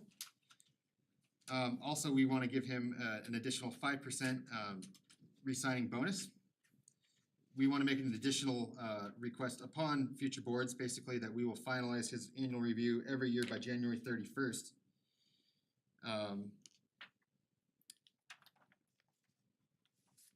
Yeah, we did the 5% there, so that's where we stand. We have to vote on that, right, Attorney Smith? No, I'm sorry, did I not say that? A 3-year contract? Yeah, you said at the very beginning. Okay, yeah, thanks. Yeah, I think that you can certainly, I